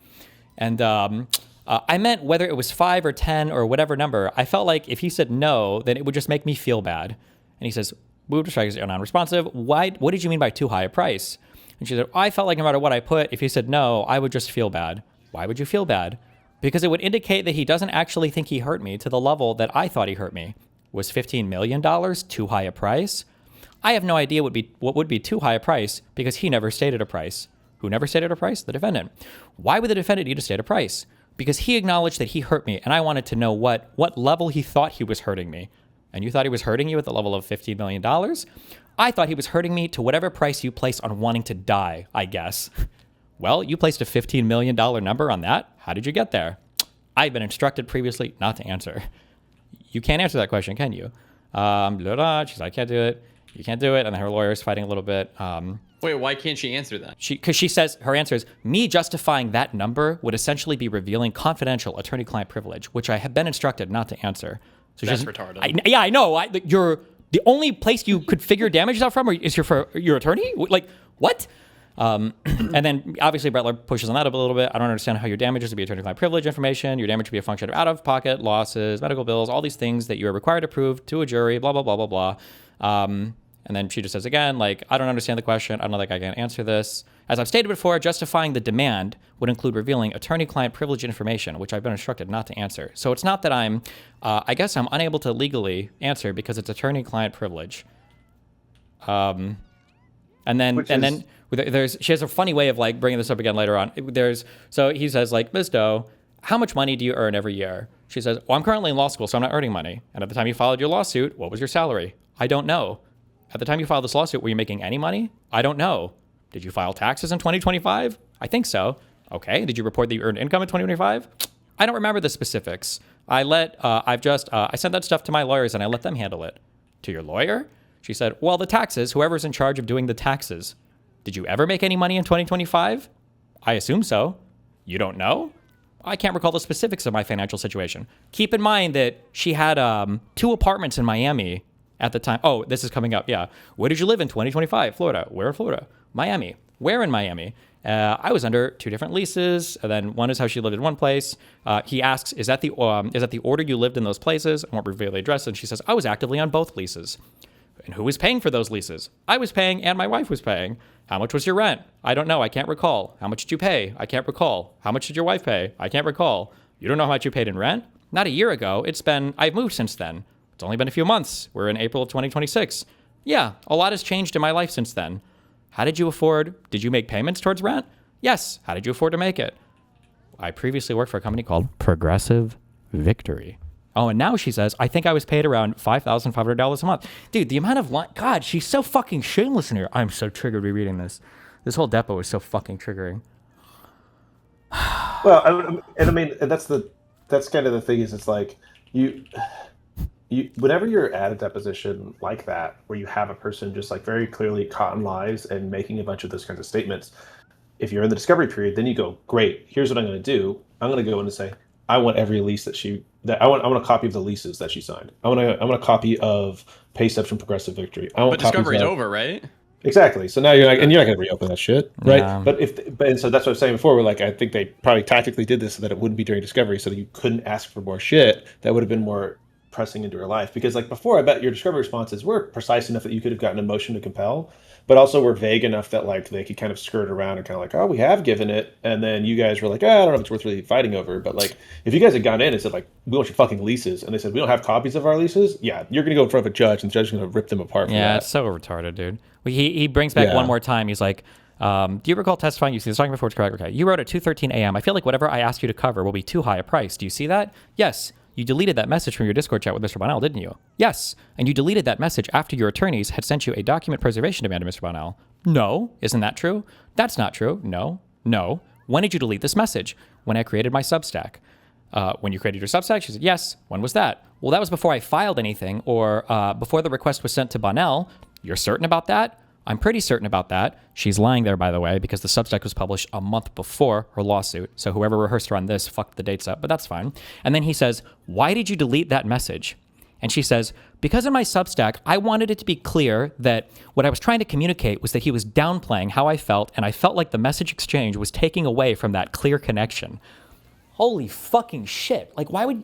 It's just such a crazy thing to say that, like, I had to delete messages and shit to make him look worse in my already fucked in the head Substack. Like, Well, right. And then also it's like, it's very clearly right there. She's going, I wanted this to be a reputational harm, as much reputational harm as I could. Here's the affirmative actions I took to make sure your reputation was harmed even more. Right. Yeah. Oh, also a quick meme, I guess, because we dropped this in the deposition and she didn't know I knew this. Pixie has 2 Reddit accounts, by the way, that she uses to post about the case on Reddit, or she hasn't in a long time, last year or whatever. One of these accounts she got into a huge fight with Forethought on, by the way. It's like creative writer _, and then there was one other one, but these were Reddit accounts that she never disclosed to us. I don't know how many other accounts she has, by the way. I just happen to know these because of a random connection and chance. But she lied about having these accounts because we asked her, what are all of your social media accounts? She didn't disclose either of these. And then when we brought it up in the deposition, she's like, oh, I guess maybe that might be my account. But it was failed experiment 5000 and then creative writer _. And it was funny because she was talking about her... She was talking about herself in the third person on these accounts to try to do damage control. That's an insane cope.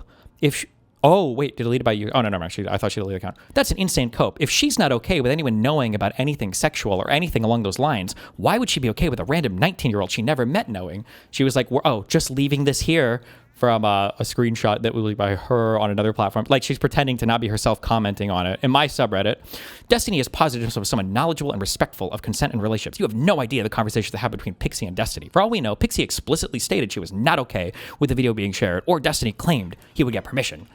But that's crazy. Yep. That was just, I only know 2 of them. Who knows what other ones, right? Here's another one, the creative writer _. That lie was towards Dan, Destiny's business partner, before she announced publicly that it was her in the video, / when she was still pretending it wasn't her. When did she say she did or didn't initiate the behavior? Like, it's just, she's, oh my God, I'm so triggered by this person. But, yeah. Well, I mean, the other weird, like, the other like funny part, not funny. The other one, really weird part was whenever she was talking about the immigration stuff, and she was like, "I don't know who sponsored my wife." Blah, blah, my blah. wife's green card. It's like, you mean the thing where you had to fill out a bunch of documents, and you would have like gone to the what is the interview thing, and like done all like you would have. Like, there's no way that you successfully got through the marriage green card process and didn't know that, because if you didn't, they would have brought it up at the interview and been like, oh, this is a fake marriage. Yeah.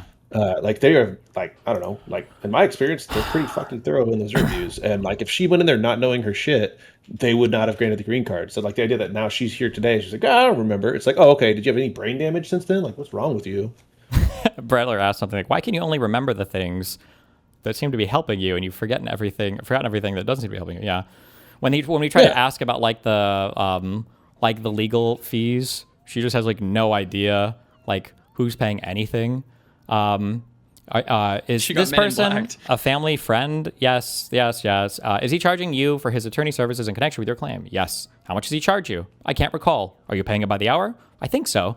Or are you paying him on a contingency basis? No, by the hour. Does he send you monthly bills? Yes. And to date, how much have you paid in attorney's fees? I don't know. To the best of your recollection, over $50,000, which is just the Substack. Is that just to Mr. Perez, or is that also to Ms. Peters? I can't recall. Does Ms. Peters also charge you by the hour? I don't know. Maybe. Does she send you monthly invoices? Not directly, meaning it goes to her dad. When you say not directly, oh, never mind. He sends it to Carlos. I think it goes to Carlos, but I can't recall.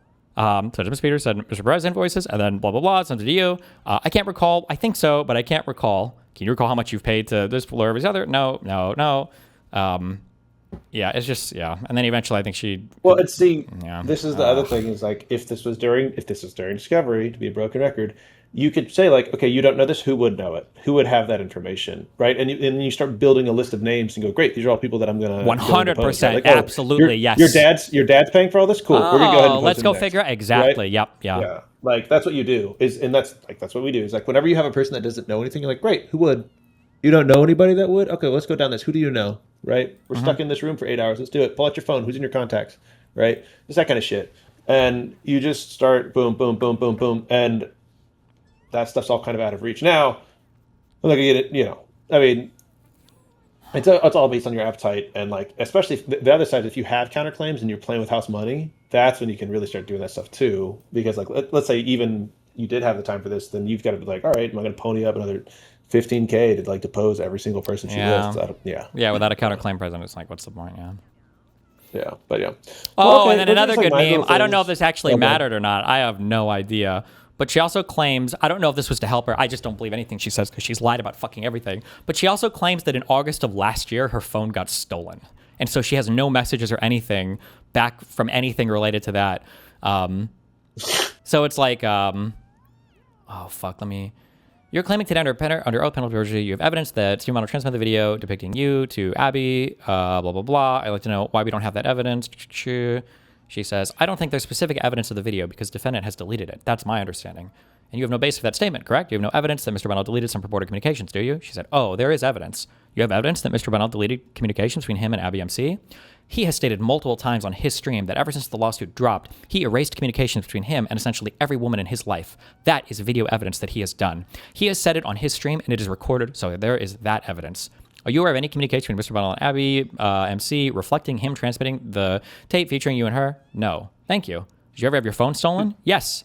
What were the circumstances of having your phone stolen? I was on my way back from school, I think, and I was in an Uber or Lyft, more specifically, and I left my phone. I exited the car drove off, and my phone was still in the car, so it got stolen from there. It got stolen or you lost it? Well, no, it got stolen because I found out where the location was, and when I contacted the Uber driver, and by that point, somebody had taken the phone. And so there's like no messages that she's able to give apparently before August of last year as well. Convenient. Is the fact that your phone, that you left your phone in a car, a reason why you would be unable to produce responsive documents to our request for production? Well, it's possible that the data in that phone was gone, that was stolen. When was your phone stolen? I can't recall. October of 2025? I don't know. Was it before or after you filed the lawsuit? After. Oh my fucking God, dude. It's shameless. It is so dude, I hope I can get her banned. God, I hope I could fuck her character for this stuff so bad, dude. Oh, Steve's gonna be showing up to every 100%. I'm gonna be on that panel. 100%. Christ. That's great. Well, I mean, it definitely would. I'm sorry, like this kind of stuff, especially if you guys do move for sanctions at the end, citing some of her behavior, things like that, it could definitely affect it. I mean, like, just to talk about like when I went through character and fitness, like I didn't even submit stuff wrong. I accidentally filled out one of the pages wrong and like hit save, and I'll come back later to fix it. Mm-hmm. And then I came back later and fixed it, and they still were like, "Hey, what was going on there? Like, why did you say that you'd been arrested for a crime whenever you haven't?" And I was like, "Oh, like I accidentally put yes when I meant no." And they're like, "Okay, go to the DA of your jurisdiction and get an affidavit saying you've never been arrested." Yeah. And I was like, "Are you serious?" And they're like, "Yeah." And so I called the DA, and I was like, I called the DA. I was like, "What do I do?" And they're like, "We don't know what the fuck you're talking about." And I was like, "Can one of you guys just send me an email that says I never got arrested?" And they're like, "Fine, whatever." And they sent me one, and I gave it to Character and Fitness, and they're like, "All right, but we're going to be watching you because obviously something's going on." Yeah. Okay, this document asks for a number of categories of documents, including documents between you and your ex, anybody else that you communicated with pertaining to the video, anybody that you communicated with pertaining to Mr. Bonnell at all, and all of your communications with Lauren Hayden about this lawsuit, about Mr. Bonnell. In fact, request number 23 specifically asks for all documents communicated between you and Lauren Hayden from October 1st, 2019 to the present on the mobile application Signal pertaining to defendant. Do you see that? Yeah. And you produced not a single document responsive to that request, correct? Yes, because we didn't talk about defendant. Such a joke. Shrimple ass. Yeah. Shrimple fucking ass. Didn't talk about you. Yeah, well. Oh, dude, Butler is so funny in these typos. Request 24 is to do the communication between you and anyone else pertaining to defendant. I wasn't talking to anybody else on Signal. So the only person you were talking to with automatically deleted messages on Signal was Lauren Hayden, correct? Yes. Your best friend, correct? Well, with nothing pertaining to the defendant, correct. Sure. You think the jury will believe that? They should. Okay. Why are you automatically deleting messages if it had nothing to do with this case? Oh, that guy objected. And he said, I withdraw the question. It was a hypothetical. Jesus. Sheesh. Anyway. Yeah. Whatever. Good memes. Oh. Yeah, good memes. But yeah, well, good luck. Hope everything goes well. Look forward to the reply, or if no reply, then just the order. Yeah. Did you read any of that Virginia case? I didn't read all of it. I read some summaries of it. 1 second. I need to address some haters out there. Uh-oh. Yes. Yeah. I was very big on this case, like succeeding when it got to the Supreme Court, because there had been challenges to this vote prior to it actually happening. People actually challenged they made similar challenges, and the Supreme Court was like, no, we're going to let the vote go. I didn't read through all those, and I was like, oh, okay, I guess the procedural shit doesn't actually matter. And then if you read it this time, they go, oh, hey, the reason we didn't do that before is because there's like this norm that we're following where we don't rule on this shit until the vote is over, which I think is like, I did not assume they would be that stupid, because like, why make the state go through all the cost and expense and difficulty of an election if you're just going to cancel it afterwards? If you have the opportunity to cancel it beforehand, why wouldn't you do that? Anyways, so then now this time they're like, okay, now that it's happened, we're willing to actually cancel it. And so they negated it. I don't practice in Virginia, and if you know anything about any of the states that were formerly 13 colonies, they have the worst law codes that are gigantic and full of old stupid rules like this. So I didn't know it, and so I lived out in public, and people saw and they made fun of me. But yeah, just had to get that out there for the haters. It's a pretty Fuck the haters. It's a pretty extraordinarily retarded decision. The dissent, I think, is really strong. It's pretty astounding. But yeah, well, the Supreme Court challenge, I feel like, is a good challenge for federal law reasons. But I have a feeling the Supreme Court is going to find a reason to either not hear it, or Alito's going to write the most retarded thing you've ever seen in your entire life about it. But I don't know. You'd have to assume that the court was acting in bad faith for that, though. Well, actually true. But yeah. But, well, just real quick going back, I just wanted to say that because that stuff before, because it's like, I feel like there's a lot of people nowadays that have a hard time admitting whenever they get something wrong, or, they try to, they make a guess and it doesn't go the way they said. And I think it's really not a good thing for us to keep encouraging people to not address those things, or... Wait, hold on, I'm sorry, I'm totally lost right now. What are you talking about right now, or what are we... Whenever I just before saying, hey, I was wrong about my prediction, and I'm saying that I think that there's a lot of people out there, especially online, that won't admit when they're wrong, and I think that, hey, it's totally fine to do that, and it should be more normal to say, hey, this is my prediction, this is why I got it wrong, and I don't have to go kill myself now just because I got one prediction wrong live on the internet. You do. Whoa, I'm sorry. But yeah, okay, I got to get back to my job. I love you guys. Have a good one. Be careful, bud. Okay. Love you more. Shut up. Didn't dispute it. Easy. You don't know what he's disputing, motherfucker. I'm being told this in DMs. How do you know? That's the thread.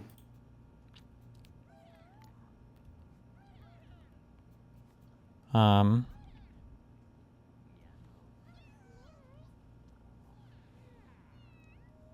feel like that's not strong. He might have just been misremembering right now. Oh, okay. But I have no idea. I would assume that you would have known. I don't remember that, but okay. Okay. Fuck you, okay. Moot. Yeah. Come on then. Pump me. Whoa. What? Look who posted it. Click. It's cinema. Jesus Christ! Stop.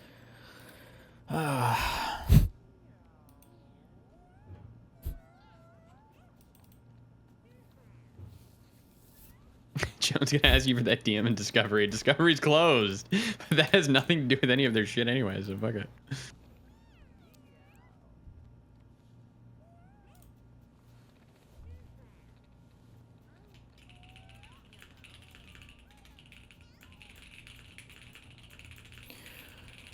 Okay. Somebody said to watch some 20 minutes of this, of Asmongold. I saw this, by the way. This is crazy. So look at this right here. The Americans... What? You gotta watch the Benjamin Netanyahu 60 Minutes thing. I'm curious of your thoughts on it. We got to it. Married by age 30. So in 1975, 91% of women were married. 91% were married in 1975. Now it's 25%. So you've had more than a 50% drop in marriage. Like, this is, I mean, this is crazy.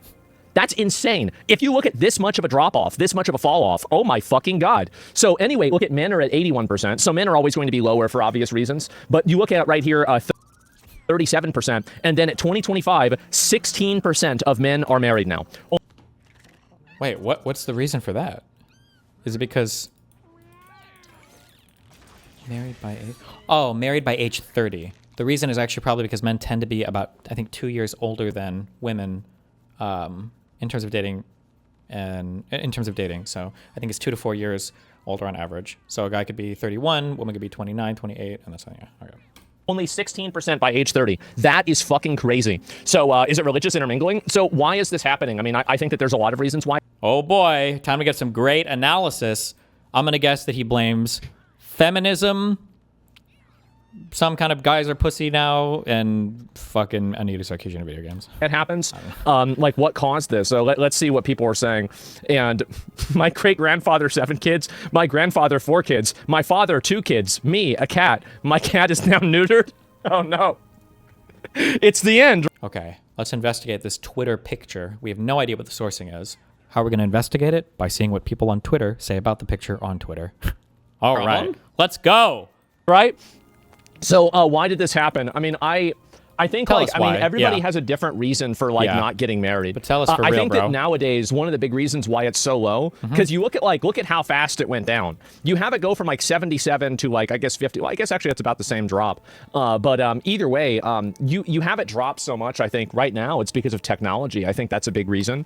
I think also like culturally it's harder to spend money. Like you go out on a date and this is like probably like I saw something that said a millennial date is like $200 and something dollars in order to go out, right? And I hate you all so much. I hate all of you, and I hate your generations, and I hate every single one of you in chat. Sorry. And so, anyway, 1970 says an awful economy, bro. Yeah, maybe that's it. I don't know. Lots of people are common law, which is like being married. Yeah, but that's not being married, right? That's what that was sourced from. What? There was some fucking tweet or a Reddit thread where it was like, the average millennial date now is $253 or something like that. What the fuck are they doing? I don't know. 253. God damn. Gee, sheesh. The movies is like, I don't know, $60, $70. I mean, if you get popcorn and everything, sure. You gotta sneak your shit in. Hell yeah. Good one also. It's obviously not. I'm engaged in my 30s. Women are absolute trash, and it took forever to find one. Reagan, no-fault divorce. I mean, I do think that allowing people to get easy divorces... Oh, my God. I mean, like, do we want to go back to the days where the way to get a divorce is to kill your spouse, right? I mean, because that's what they used to do. Okay. And, like, that was, like, kind of, like the get out of jail... Well, I mean, ironically, get out of jail free card is, like, how do you get out of a marriage that you don't like? Well, you kill your spouse, right? That's the solution. And so, sounds... Actually, that is true.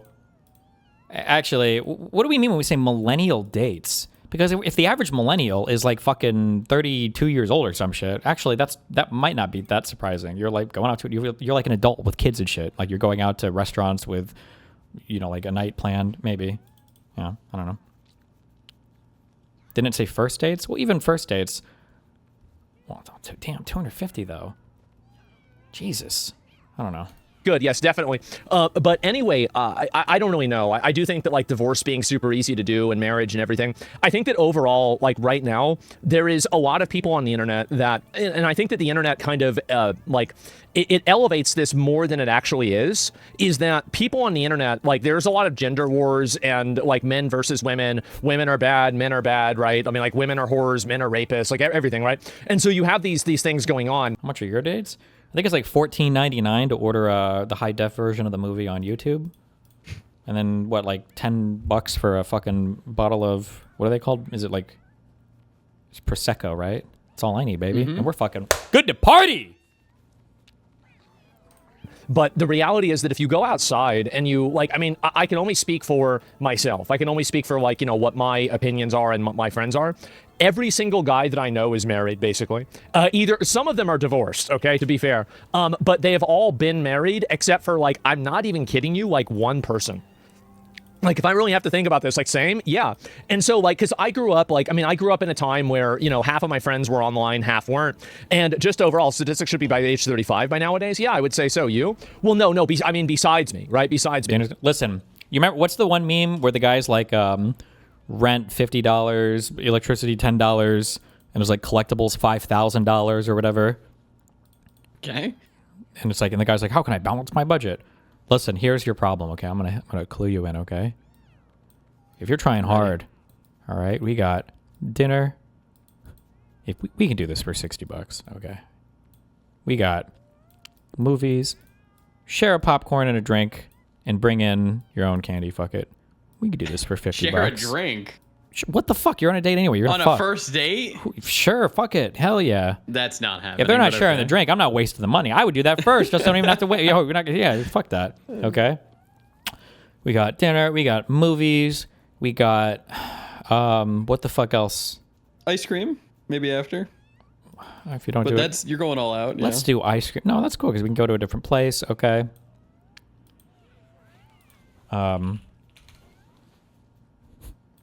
Depending on where you're at, this can be pricey. We'll say $15, okay? Here's your big issue, guys. Do not ever, ever, ever, ever, ever go out for drinks, okay? This true. Right here, don't do this. Don't ever do this. It's like, yeah, $500. That's like, depending on where you're at, anywhere from 10 to, well, we outside of $30 crazy. a I was going to say drink. 30. I was saying anywhere from 10 to $20 per mixed drink for like 1 to 2 maybe shots of alcohol. Fuck that. Fuck that. Fuck that. Fuck that. Fuck that. Fuck that. You know, when I went to Montreal, you know what's cool there is there's a lot of restaurants that are BYOB, which is fucking sick because then you can go to the restaurant, you just bring your own drinks, and you just get fucked up. Okay. Those Quebecois know what they're doing. Based.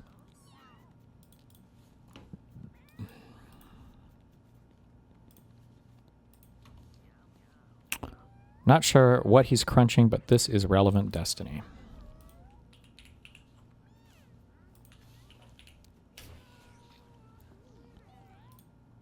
Most adults understand this struggle.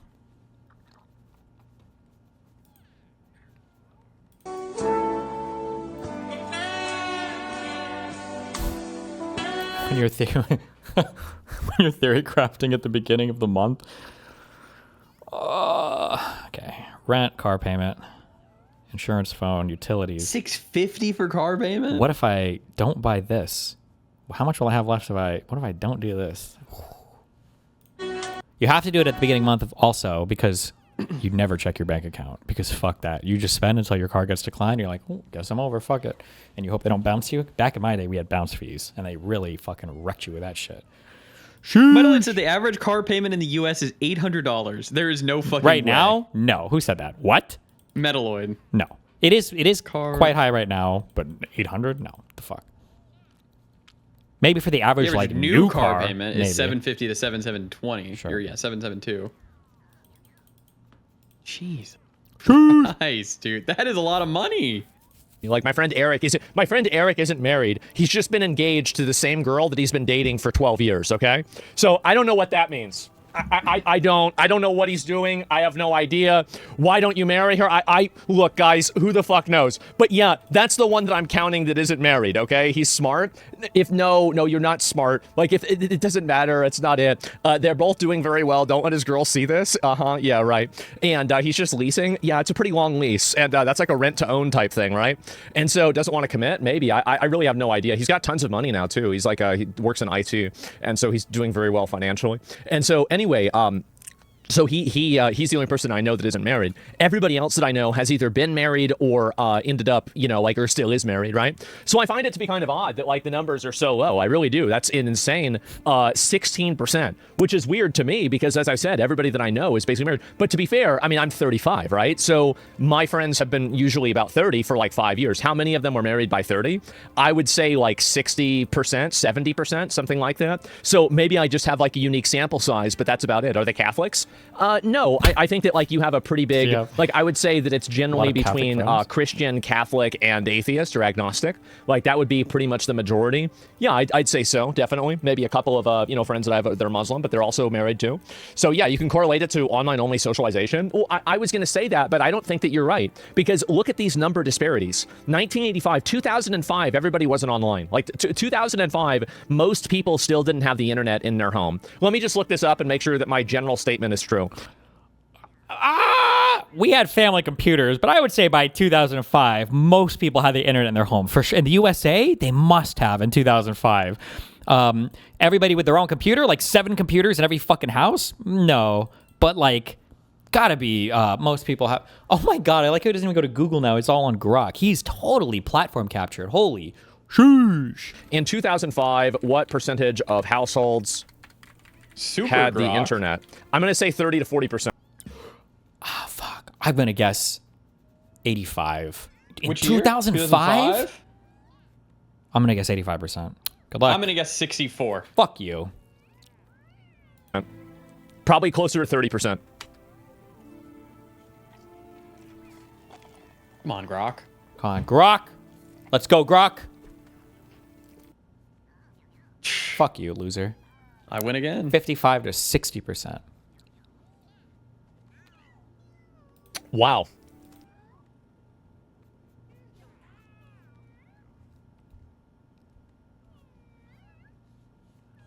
The fucking pores are bringing us down here, guys. Wait, when did the first iPhone come out? Was it 2007?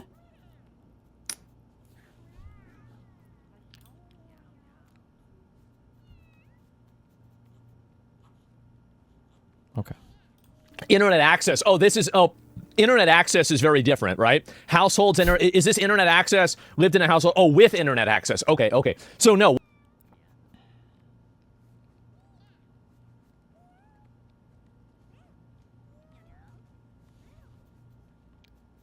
Wait, what the fuck does this even mean?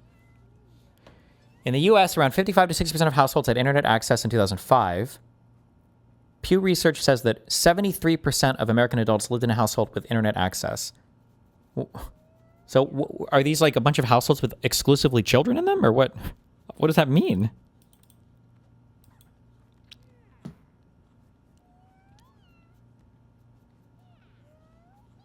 I think the Pew one is closer. Fuck you. Wow, I guess I underestimated. I dramatically did. And so I guess we lived in a working class neighborhood, so people couldn't afford the internet, right? So, a little bit off on that one. So that's why I looked. And anyway, it was on dial-up, though. And so, anyway, the reason why I think is, like, 2005, you didn't have a lot of dating websites, right? Like, I mean, I remember, like, there was this really big, like, love movie, and it was called You've Got Mail. And it was, like, about 2 people that were emailing each other back and forth, and they fell in love. And this was, like, a crazy, like, this story was, like, her for, like, 2003 or something like that. Where it's like, okay, well, now that's normalized. Whereas, like, people are like, well, Joaquin Phoenix falls in love with a fucking robot? There's no... Guessing older people didn't have internet and kids not at home most likely. Oh, true, probably. Actually, it's probably older people and probably a lot of poorer neighborhoods because the computer shit, I think, was quite a bit more expensive back then. And you would need a computer, and it's not like there was a ton of shit to do on the internet. So my guess is there were probably a lot of working class, lower class, poor people that didn't have like home computers and shit. That'd be my guess. Way that's gonna happen, right? There's no way that people are just gonna start dating a robot. What's up, S-Fan?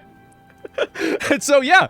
And so I think that's really the difference, right? 3 months, 3 weeks AOL. Do you guys remember in Blockbuster where you would get the AOL CDs?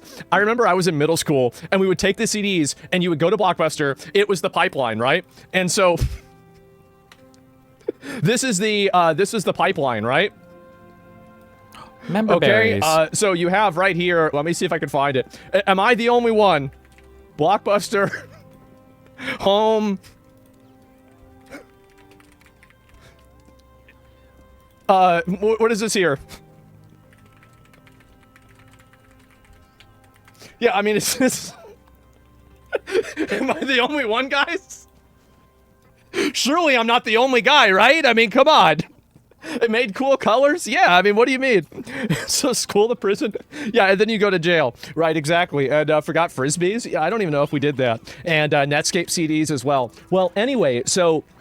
you know, I think that a lot of people stopped getting married because, number one, I think that there was a lot of like kind of narratives about like marriage. Like somebody gets, like my dad would tell me about, you know, how annoying it was that, you know, my dad had like, he had to give over like, you know, this is in like the 1990s, like hundreds of thousands of dollars to like my mom whenever he got divorced, because like my dad made a lot of money. And so he's like, can you imagine, you know, having all your money cut in half just to give it to Shell, which is my mom, for her to sit on her fucking ass and smoke cigarettes and play video games and do fucking nothing?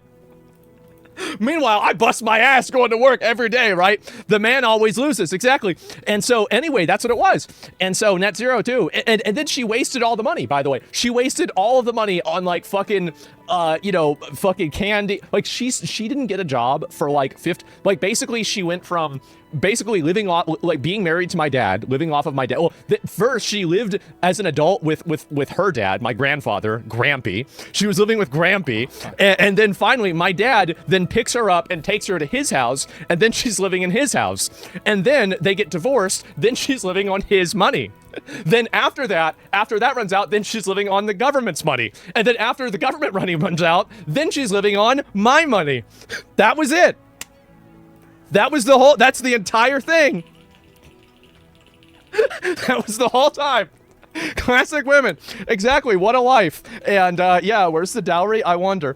And yeah, honestly, like my grandpa was actually very, oh geez, like I don't even know if I want to say that. Never mind. Because I know some of my other extended family might hear this. But anyway, what is this here? You see Trump is suspending federal gas taxes? No, I didn't see that. Is there anything else I need to watch from this? What is it? Is it another way to like make gas prices go down? Yeah, I mean, that's obviously a good thing for sure. And say it. Okay, well, some of the different older people, like, you know, fucking my great aunt liked my dad more than my mom, even though my mom was their family. They did. They overwhelmingly liked my dad more. And so that's really what it was. And all my women divorce hot didn't have a name by saying this. No, I'm not. Day two? No. If at first you don't succeed, yes, you can make a TikTok crying about it, but then after that, get up and do it again. You're not. So, what the fuck is this? 3,000.